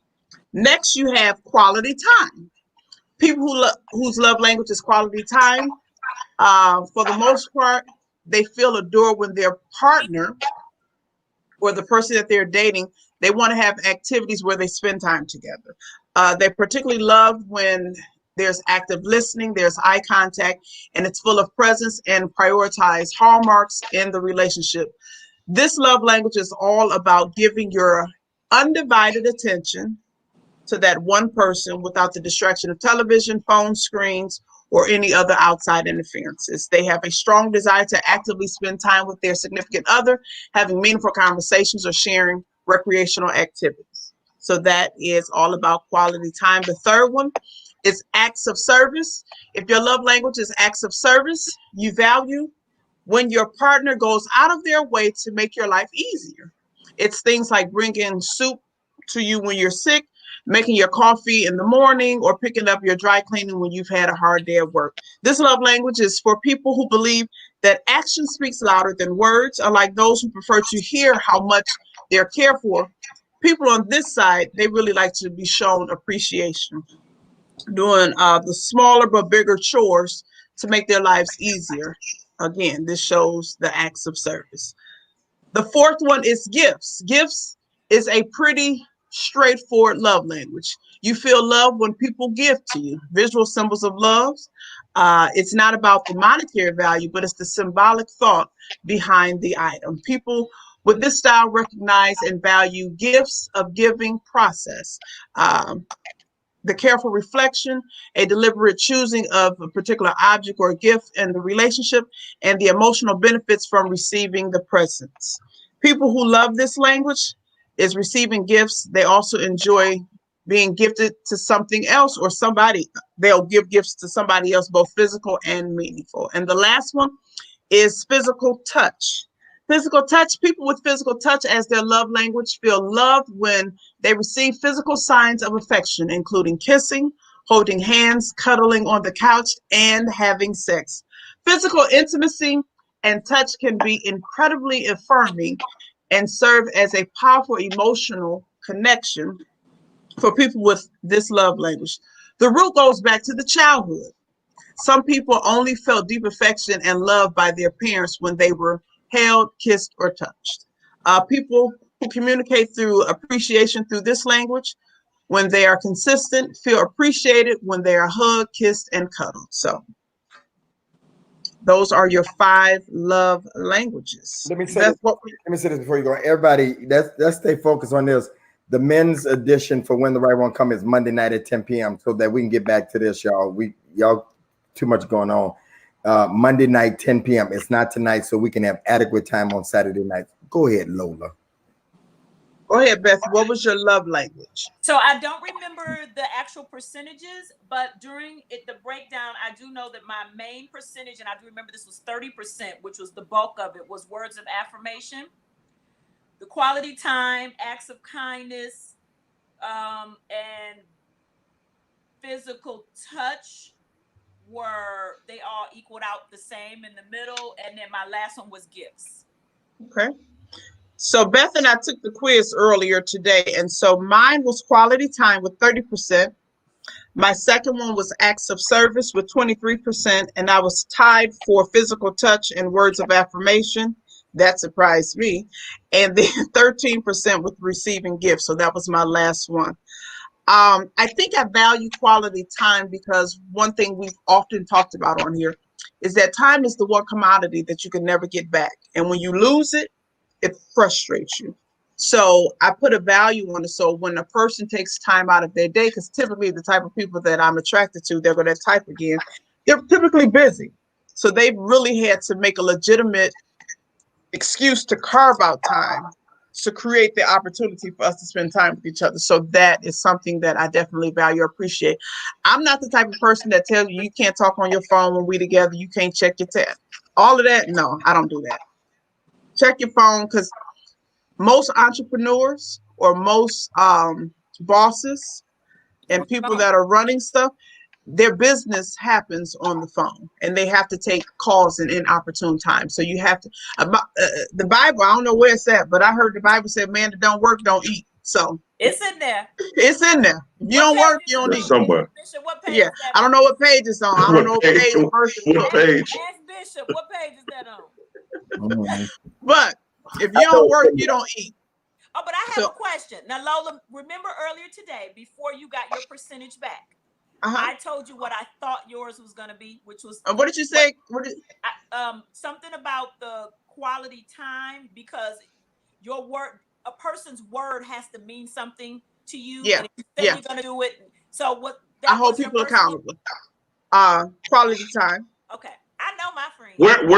Where'd you guys take? Is this an assessment that you guys took online, or what? Yeah, you could go to Google and type in 5lovelanguages.com. Yeah. And it's That's probably that's a good 15, 20 questions, if it's that many. Okay. And I just see, here's the surprising thing. I go into every scenario and situation with zero expectations, because I feel like if I place an expectation on you up front, I set myself up for failure, because I can set the expectation too high where you may not be able to reach it. So can you say zero expectations? I say zero, and let me tell you why I say zero expectations. Okay. It's not fair of me, because my background and what I've come from, and me being spoiled, rotten. Hello, my name is Lola, and I'm spoiled rotten, so I'm aware of that. So when I go into a situation, I have to come in here, and I allow your words to set the expectation. Once you say you're going to do something, then I hold you accountable for your words. If you can't honor the very things that you say, then I can't. I can't, because there's no need to, at this age, to say you're gonna do something and you don't do it. That's one of the reasons. Go ahead. That means your expectations in terms of what that person does, because when you, is that what you're saying? Because when you say zero expectations, like, so it means he can come in with a red clown wig on? No, you know better than that. That's right. You know better than that. I'm saying expectation. How women, we were just talking about them paying bills, them giving money, them buying gifts, them doing all of these lavish things. I don't expect any of that from you. Taking expensive trips. I'm not asking you for any of those things. Now, if you say to me, we're going to go to dinner Friday, and we're going to go take a helicopter to the moon, and we're going to have a candlelight dinner on the moon Friday, and I didn't ask for this, you better make it happen. Because if you don't make it happen, now I'm looking at you sideways, because you're lying. Right. I'm looking at you like you're lying. Unnecessary. Yeah, I agree with that. Yeah, I agree with that. I agree with that. I do put people to their word. Yeah, absolutely. I just hold people to their word. When you walk into it expecting him to do all of these things for you and he doesn't do them, now you're disappointed. But why are you disappointed? You disappointed yourself, because you never should have expected him to do anything until he verbally said. But so in that, like, setting boundaries, so in that a part of so your expectations are aren't your boundaries expectations though? Like the things that you say that you're looking for in a man and you have boundaries set already, aren't those expectations? There are boundaries, but the expectations, the boundaries are the standards. So let's deal with standards. Okay. So there's a standard in which we're going to operate, and there's a caliber in which we're going to operate with. Okay. Now within this caliber of people that we deal with, there's a standard that they pretty much all fall in. Okay. Let's say with means. Okay. So they'll have the means, but just because you have means doesn't mean that I'm expecting lavish gifts. Mm-hmm. I'm expecting you to take me here and take me there. That's not the expectation, because part of the way you got your means is that you were fiscally responsible with your choices. And if you just blowing money, then sometimes you can't be a good steward of your resources. So I'm going to watch and see what you do, and then I'm going to pay attention to what you say, because a man's word is all he has. A man gonna tell you everything you want to hear. Everything you want to hear, he's going to tell you. All the things you say you like that you done told him, he gonna regurgitate all that back to you. But it's his actions that speaks the real truth. So once you say something, I'm looking for the action. Okay. That's her. Yeah, I see why she ain't got nobody either. That's going to hold you accountable for your word. No, absolutely. No, I'm not saying that. So it was just like there were layers to that conversation. There were layers even to your level of even to your zero expectation. You have a layer of here, which is your standard that they have to meet before they can even get to zero expectation. You see what I'm saying? So when you say I have zero expectations of a person, that means that anybody who walks in the door has a opportunity to be able to sit down and have a conversation and make their point, make their case for as to why they should be a suitable catch for you. That's zero expectation. But starting the conversation off, well, okay, you have to at least make 150 grand a year. You already have that. Oh no, I'm not saying. I'm not saying. I was using that as an example. That was just saying this is an example. So by you setting your standard already, you have so your standard is your expectation. So in order for me to get to zero expectation, I have to meet a certain standard, right? And so that's not saying. So when you say I have zero expectation means that anybody has an opportunity, anybody has a chance. To me, that's my opinion. So once you get in the door, once you get in the door, all right, I got it. And I'm not saying there's anything wrong with that. Understand? I'm not saying there's anything wrong. I'm saying I get it. I absolutely get it. But yeah, I get it. I get what you're saying. Everybody has a standard. Everybody has one. Some people have high ones, some people have low ones, but everybody has one. Yeah. Because I know you. I didn't make the statement that I have zero expectation. Because I absolutely do. There's certain things that I respect, that I expect in any type of relationship or any type of situation. There are certain things that I expect, And I think I think as women, we have to be careful of the expectations that we set, because we will be disappointed if they don't measure up to your expectations. Huh? Man, like seriously, you guys are just really difficult to, and I'm choosing my words carefully because I understand that it's really just difficult to have a real honest conversation with people about what their level of expectation. It's on a real level, because I can look at your past relationships and understand, not just you. I'm not saying you. I'm not talking to you. I'm saying period. I can look at your past relationships and know that what you're telling me is BS, because I can listen to you tell me about your ex. And if you had this level of expectation or certain things for me, you would have had that standard then. You would have carried that same standard when dealing with the people that you dealt with before. But you were dealing with fools before. So now am I to expect that all of a sudden you this light bulb came on and you stopped dealing with fools? So you don't think that a person can go through enough scenarios? Because earlier we talked about relationships should be experienced. Learning. That you can learn from. Yeah, learning and growing. Absolutely. After you've hit your head against the wall 50 times, 40 times, 20 times, 10 times, 3 times, how many times do you have to knock your head before you realize, I got yeah, I need to do something different. Realistically, most people never get it. They continue to go through unsuccessful relationships the majority of their lives. That's the real of it. Most people end up getting 60% of marriages end in divorce.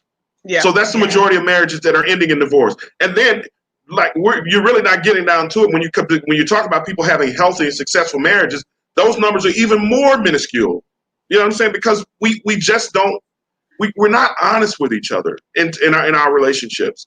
And we have these unrealistic expectations about people and expecting them to be something that they're not, which is some form of perfection, which none of us are, as opposed to taking people for who they are and meeting them where they are and dealing with them and dealing with the issues that they have and finding someone who carries a lot of the things that you would like to have in a person and working through it and sticking and staying. What's this at? Not you have to set expectations and standards in your 20s, different than setting in 30s, different. Okay, yeah, I agree. Kendrick, you know what I think? What? I think Lola needs to meet someone outside of her. She needs to go a different route because she keeps finding someone who carries a lot of the things that you. What are you saying, man? Somebody got your stuff up is echoing. I don't know if it's my thing was echoing back. What are you saying, Beth? I said I feel like Lola needs to date outside of her type. Because every time I agree. She keeps picking her type, and we keep getting the same result. I absolutely agree. I'm gonna do that next Saturday. Is to me, and this is just me going back to the arranged marriages, and we've had this conversation. If you I know that you want to be attracted to a person. I know you want to feel something. I know it has to be, but sometimes let's just start on a blank slate where you don't feel nothing, you don't know nothing, they're not even your type, and get to know them from scratch because you already and just take them for who they are. Because you already done sized them up. I don't feel nothing. Then you don't want to be bothered. And you keep doing that and you keep getting the same result. The same thing for Greg. Try something different. Go meet somebody. Like, I'm not doing it. But you gotta be, if you want something different, you gotta do something different. You guys keep doing the same thing and you keep yielding the same result. And also, Greg, I think you're putting too much pressure on yourself because I know you have a name and you don't want to have the same results again. But maybe if you date somebody totally different outside of the box and cultivate that relationship, don't let nobody know because I know, you moving private or whatever, and see if it's something different, if that's what you want. Because I think the pressure that you put on, you made a statement earlier, you was like, well, I'm Greg Davis and people look, and the things that have happened in the past, I can only imagine what that feels like to know that that's kind of hanging over your head, but just do something that's outside of the box, within reason, because I know there are boundaries with outside of the box and everything, but just try something. Just meet somebody that's totally not what you were picking. I know you said, Lola, that you dated somebody that was totally on connection. Try that again. Meet somebody who is not what you would they would look like, not typically, and start blank like it's an arranged situation. And we've tried that twice. Don't let me pick them because I done struck out twice. I already know that. But let somebody. I'll pick one. Yeah. And just see what happens. Because, you have standards. But sometimes a guy walks in and they may immediately feel intimidated because they know you have standards. And they be like, well, I ain't even going to try because I already know I ain't going to be what she wants. Well, my standards are unrealistic. They not like. Yeah, they are. Yeah, they are. Yes, they are. They're not. They're not. And Beth, when it comes to turn to Greg, you know what I picture him doing? Yeah. This right here when you was when I tell you, I don't think I've ever seen anybody become more disconnected any faster to what somebody was saying. Listen, he started working. He was playing Sudoku when you started talking. But here's one thing I will say. Greg heard me. Whether he he did. So yeah, I heard you, but I'm not doing it. And I know you. Listen, I know because I'm not going to be with somebody that I'm not attracted to. But Right. won't you allow it so that it can that's grow? the thing that Beth always saying, and I'm telling her it's not for me. It's not about the attraction is the first thing that I see, but that's not everything. I have to share a connection with you. If I don't have a connection with you, And what am I going to do with that? The first connection is physical for me. Yeah, I'm not dismissing attraction. I am not dismissing attraction. I do agree that there has to be some form of attraction. I do. I just think when these married people go telling you what you ought to do, and they got their body next to somebody that's hot, then I would like what? Right. You got yours. Wait now. And she's not out here. She's not out here on this dating scene. She's been married for 20 years, so she don't even know what it's like out here in these streets. And because let me tell you something, it's different than it was 20 years ago. And women will tell you now. For me, I'm talking about my reality. I can't talk about nobody else's reality, Kendra. My reality, you have people to tell you, I'm sorry, I don't want to be a first lady. You could tell them, I don't want that kind of first lady. No, you're still a bishop. This is what I go through. I know what I go through. Yeah. Wow. Even I when get you that. try to do it outside of my type, they don't want to be bothered. Okay. And the ones that rush to want to be bothered, they ain't made up for it. Right. They got to be able to handle what you do, and I get that. They got to be able to handle a woman. They got to be able to handle being with me, and a woman come up to me and speak to me and don't speak to you. Yeah. So how do you handle that? How do you handle that? I handle it by saying, "Oh, this is my friend so and so." I make them speak because it's up to me to make somebody fit into my world. Yeah. That's right. Right. You're right. I'm not gonna disrespect. I don't care. We on a first date. I've done it before. If I don't, now Lola knows this when she with me. If I don't introduce you to somebody, that means I don't know their name, and I don't forgot their name. That's her too. Yeah, that's her too. Yeah. I'll tell you before we get in here, if somebody come up to us and they get to talking and I don't introduce you, I don't know their name. You've had that speech with all of us. Like, look, don't feel like, just I don't know who that was. So yeah, but the same issues, of course, I'm not a bishop, but I'm a public figure. Mm-hmm. The man that I deal with has to have a level of security that is beyond, because it's a lot of insecurity. Men have always been threatened with my relationship with Kendrick, my relationship with. I had a man. Me and Kendrick laughed about this week. I'm like, Kendrick gonna be here. He was here before you. He gonna be here after you. I live alone. Kendrick has a key to my house because if an emergency jump off, he needs to be able to get in and check on me. That's my big brother right there. Like, I need you. Kendrick can go to my mom and daddy house whether I'm there or not. That's my mom and daddy. Look, Kendrick will blow my phone up. If you don't answer your phone, Kendrick will blow my phone up saying, I know she with you. So right. Like, yo.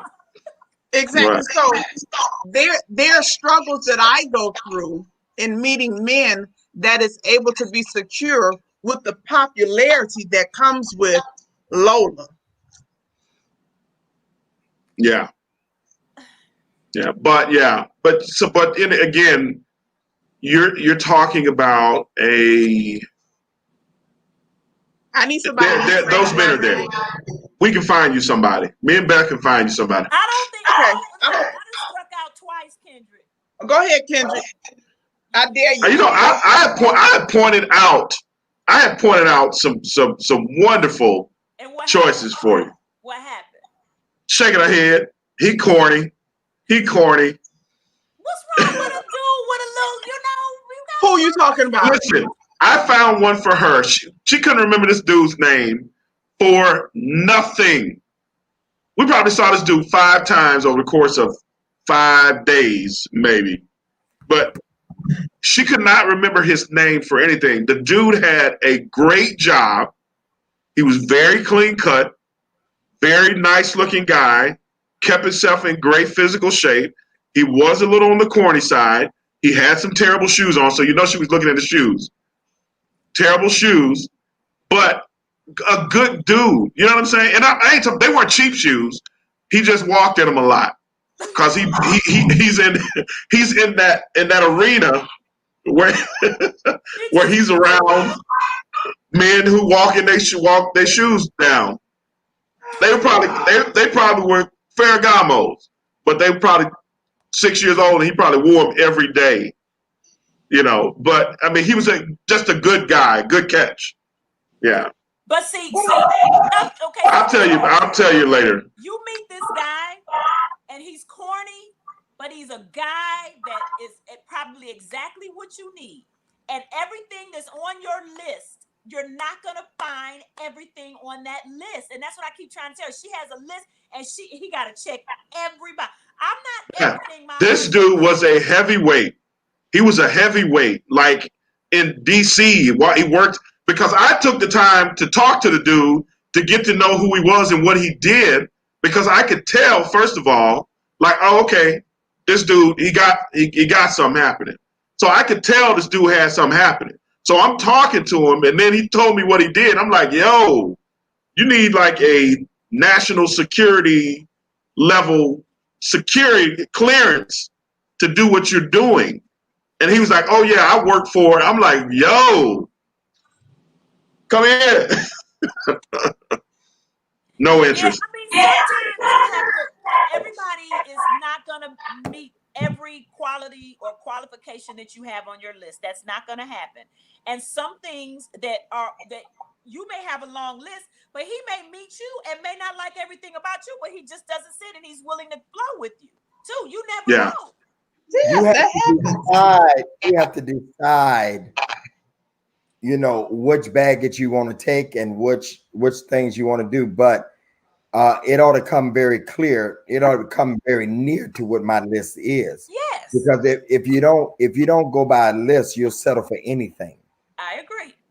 And my theme is being single.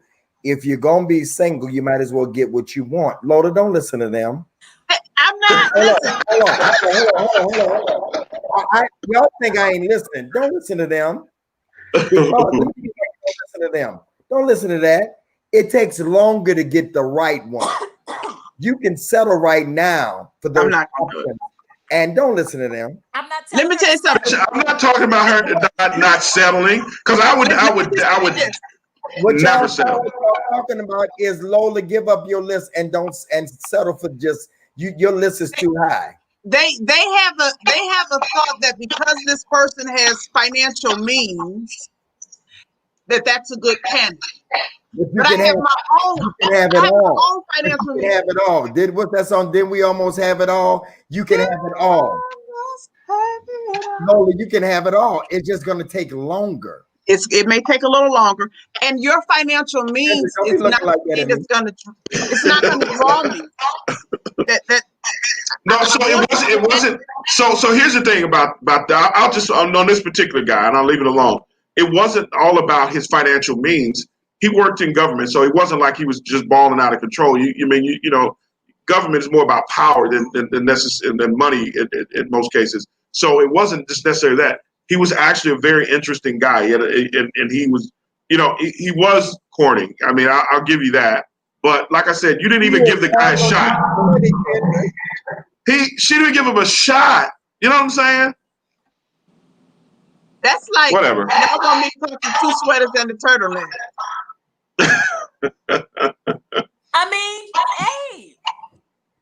What she liked about the marathon singer is that he wasn't corny. He was a man, though. He was 2 or 3 men, but he was a man. I mean, he was a man. He was. Yeah.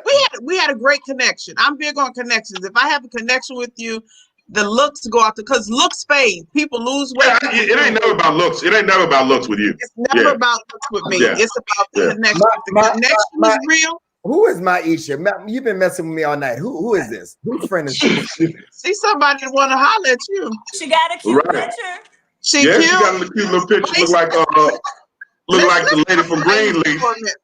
Look, she look like a lady from Greenleaf though. What's her name? Maisha, how tall are you? Come on and put your stats in there. I'm gonna get you hooked up tonight. We're gonna get this heat off me. Maisha, put in there how tall are you and what size you are, because I may get you a blessing tonight. Come on. All right now. Because I know what my brother like. We all Come on, tell me how tall you are. Look, what's the lady from Greenleaf name? What's her name? I don't know, but I'm going to pull up a picture of her. I met her at the Democratic Convention 4 years ago, and we took a picture together, and she said, "You're handsome."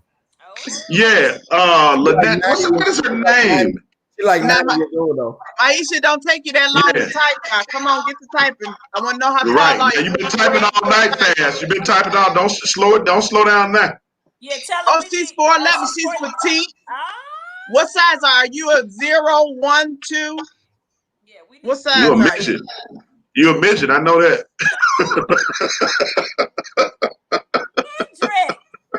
I'm just playing. She 4'11". You know, I know about the midgets. Yeah, he didn't have a few. Lynn Whitfield. Lynn Whitfield. That's it. Yeah, she look like Lynn Whitfield on her picture. Like Lynn Whitfield. Yeah. Yeah, she's pretty. She has a beautiful picture. Yeah. Come on. And then, are you single? Are you separated? Are you divorced? Grace on wait. Be quiet.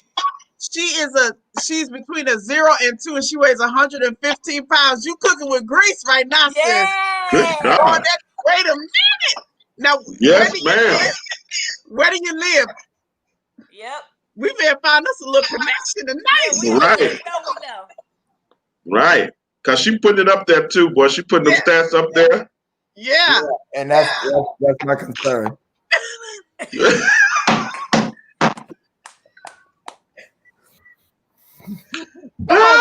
so silly. He's so silly. Okay. Are you single, separated, divorced, married? When you file your taxes, I need to know, what do you declare? What will you be declaring in January? Right. How many kids? How many kids you got? How old is your youngest child? You in Maryland, okay? How old is your youngest child? I can't believe y'all doing this. Right. Yeah, man, look here. This is. You got that grin on your face, though. You okay? This is he said, she said, doctor. We about to tell you what she said. We dealing with what she said right now, doc. Right, what she said. I'm looking at y'all. Come on. Said Maryland, we got frequent flyer miles over here. Bishop got to be. We be on there. I got him, but I ain't going nowhere until next year this time. Right. He was like, we're gonna just have to. He loves to text, so you can inbox him on his Instagram account. He's not a real telephone person unless it's business, but he'll text you all doggone day. Trust me. He gets mad at me every time he texts me because I call him right Bishop is not blushing because of that. Bishop is blushing because I'm laughing at them. They know why I'm laughing. For all y'all, be catfish. If he got you know what I'm saying? He not gonna pick up the telephone. You didn't answer my question. How old is your youngest child? 2. 1. 4. 2. 2. I got a toddler. Oh my God. Maisha, I work in Intel. All right. 13 and 2. We knew you had a 2-year-old. The spirit told me. 2-year-old. Look, I do this for a living. I do this. We don't want you digging in nobody's background now. She probably know all about us. She didn't have 2 hours to work with us. Right. Hey, it's in there right now. You know what I'm saying? Right. All right. That's hilarious.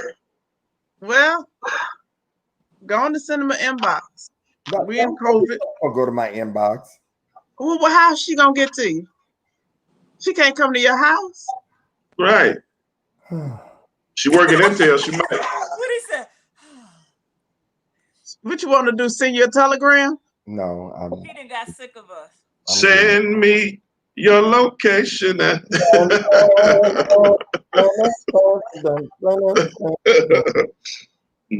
All right, you all. We are coming to the close.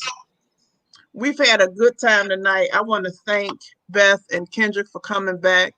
I did not mean to make this show about me and my personal life and my business, but I said I Oh, was but going to it's be. good though. It I is. said I was going to be transparent today. And it's good to be transparent because I consider y'all family. Y'all hang out with us every weekend. I thank you as I always do. Because you know what? It's so many things that you can be doing. You could be outside enjoying the beautiful evening, wherever you may be, but you made a conscious decision to say, you know what? I got to hurry up and get back to the house. It's 9 o'clock Eastern Standard. It's 8 Central. And I got to watch He Said, She Said. And for that, I have to tell you, thank you yet again. We appreciate your focus, your time, your comments, your considerations, everything that you do for and with us on Saturday night to make the concession so that you can be here. I thank my guests, Kendrick Jackson and the lovely Beth Griffith Manley.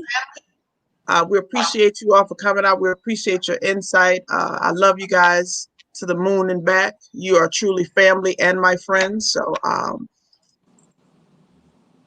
being transparent, I think there you Lynn, where she go. is? There she is. Hey, that look like Maisha. That It looked really like does. Aisha. Oh, Don't it I look thought like that it? was a picture of Aisha. Right. I'm like, boy, what in the world's going on now? Oh, she said the best quarantine show. Thank you, thank you, thank you, thank you. Um, I enjoyed these nightly sessions. Good information. Beth and Kendra, thanks for talking to me. And Lola, yeah, oh, you're welcome. too easy. Absolutely. You look like you got pretty hair too. She look like she got pretty hair. Look like she had pretty hair all down the back. Since I Hmm. hook you up, hit me up. I got you. I got you. I got you. It was a good show. Yeah, it was. Oh, Thank you guys for having me. thank you. We had fun. Thank you guys. Thank you, thank you, thank you. We appreciate you. We can't get out yet. It's a lot of things that we would love to do, but we can't do. The country, we're not ready for live sessions. This is something that we had ambitions to take on the road and go from city to city and just have intimate sessions with people. And it's still to come. It'll be next year, if not 2022. But something that Right. will it, Right. it's something that's coming. But in the meantime, in between time, this is what we do. This is how we get down. And it's really about, I learned a long time ago that my life experiences that I went through, God allowed me to go through them, get on the other side of them. Like we said earlier, it has to be something that you learn from so that you can help somebody else. So some of the pitfalls that I may have had in my life, they didn't kill me. They made me stronger. And I can just tell you how I was able to get on the other side of it to help you, because you know what, we are going through. And if we can help each other get to the other side, that's what we're here for. So I thank y'all. I appreciate y'all. So before we go, Beth, give your cash app out in case anybody wants to just be a blessing. That's how we do, because as we always say, and I got $5 for you. Somebody send me $10, Lola, and says for me and you. But Oh, send me my $5, man. So this is what we do. I say all the time, and I want to say to who is it that sends me something every, and she bought into it, Alicia. I'm trying to say the name. Yeah. So you all that are watching, if you would pay to go to this, at a ticket, it would be $25, $30 somewhere, $50 plus drinks. You at home enjoying. This is entertainment. And I don't mind people calling it a show. It's a show. We did this the other night for the men. And I understand they preachers, but it's the same thing. You all were entertained. And so if you would, Beth, give us your cash app. well, thank you. If anybody says anything, thank you, because I am a singer and a recording artist, and I'm not working right now. So What is it? thank you in advance. It's $Beth Griffith, GRIFFITHENT. So it's Beth GRI, Griffith ENT. So it's Beth, GRI. FFITH and then ENT. So that's Beth Griffith, like entertainment, ENT. Okay. Thank you, Kendrick, Bishop. Kendrick, Oh, what's yours? mine's very easy. I'm also an out of work singer. Mine is $ KJack08.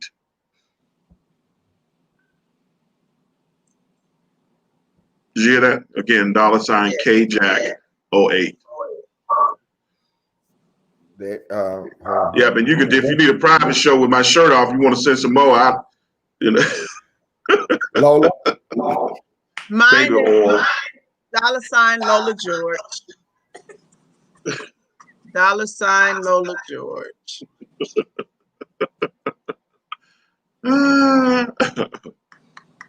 And you can also support these. Thank you, Bishop. They do have albums in the marketplace. Kendrick's album his name is Kendrick Jackson, and it's called Stay a While. I promise you, if you're in a relationship, if you're married, if you make it to the 6th song, yeah. Yeah, you off up in there. But look, also, yeah, I have a Pandora station also, Kendrick Jackson. Great music they programmed on the station. So, yeah, if you like R&B music, you'll love the project. It's been on iTunes for years. So all the, Spotify is a Spotify station. So it's good stuff. We're actually working on something. Me and Beth doing a song together. Hey. Yeah, y'all gotta finish. Beth has a Yeah, we gotta product finish. called Free. Her debut album is called Free. She has. It's so funny when she's like, because we travel together and we do all the shows we do together. And when she's up on stage performing, I'm the wild one in the audience dancing to all of the songs and singing in the crowd, getting the crowd hyped. But she has an amazing project as well. She actually remade Anita Baker's I just want to be. Let me say this, and we're gonna get off this. I literally watched the 2 of these individuals put their projects together. I remember when it was at the infancy stage, when they were like recording song after song, and you hear the song like, oh, that song fire, that song fire.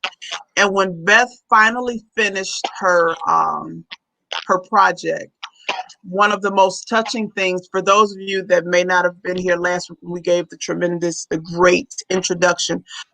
She's the daughter of a funk brother. Her father was Johnny Griffith from Motown, one of the legendary funk brothers.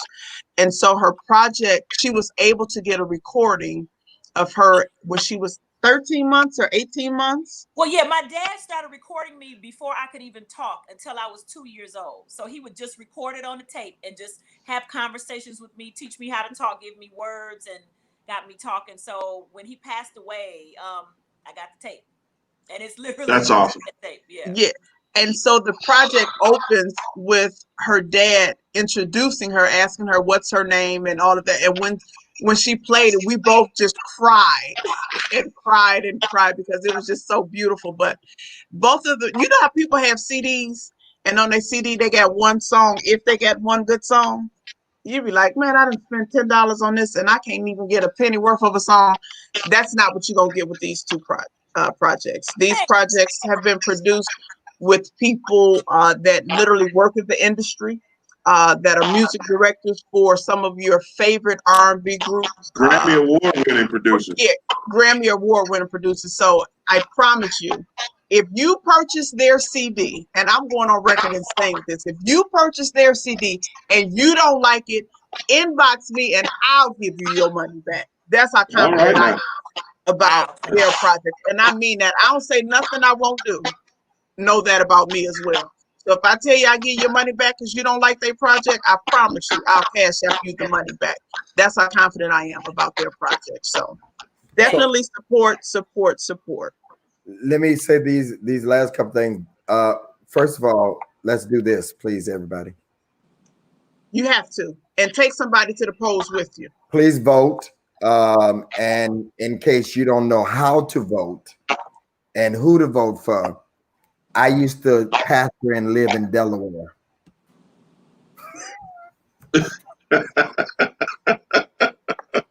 Right. And the Biden, Joe Biden and his sister used to come by my church. In case y'all don't know who to vote for, just want to say. Right. And you have to get out and vote. We have to compel our young people to get out and vote. If you are satisfied with the state of the world right now and what we're going through, keep doing what you've been doing. If you are not satisfied and you want to see change, the only way you're going to be able to see any level of change or have a conversation about the change you want to see is by casting your voice, and your voice is your vote. If you don't cast your voice, you don't have a vote and you don't have a part of the conversation. You have to vote because we cannot go another 4 years like we've been going. Can I say one thing? Of course. Thank you, Angela Oliver. My Cash App's going off. Thank you. Thank you. I want to say thank you. Thank you. I hope mine going off. I can't see mine. Like I wanted to say thank you because please vote, y'all. Please vote. And get absentee ballot if you're afraid to go out there. Don't pay no attention what the Trumpster is saying. Please don't. And let me say this: those of y'all that say, "I don't think my vote counts," that's a vote for Trump. Yeah, a no vote is a vote for the opposition. A no vote is a vote for the opposition. And so, please, ma'am, please, sir, vote. Let me just make two more things. Tomorrow night, I'm those of you that follow me, the Young Conversation with the Young Prophets, 9 p.m. Monday night is the all-male panel for When the Right One Comes. And we'll be back here next Saturday night with and then the last thing is if y'all got some suggestions, right, Lola, for us to talk about. Yeah, definitely call us. Yeah, DM us or email us when the right one comes. Let me find. I'm trying to find it. Yeah, Maisha, don't forget to DM me for your hookup with Bishop. Girl. Y'all can send your emails for questions or guests or just anything. I get information from y'all saying you enjoy the show, so there it is right there. Lola, they're gonna tell you they want us to come back. Y'all can come back. Y'all come back. Yeah, I enjoyed these two. Final word of the day. To whom much is given, much is required. Much is really required. And the question is, what are you doing with your required? Have you been a good steward over the things that you are required to do? Because if it's been given to you, it's already understood that you can handle it. And if you can handle it, do your best to bless somebody else. So for your required, I require you to bless somebody else. Let's be a blessing today. Peace. Good night, y'all. Bye.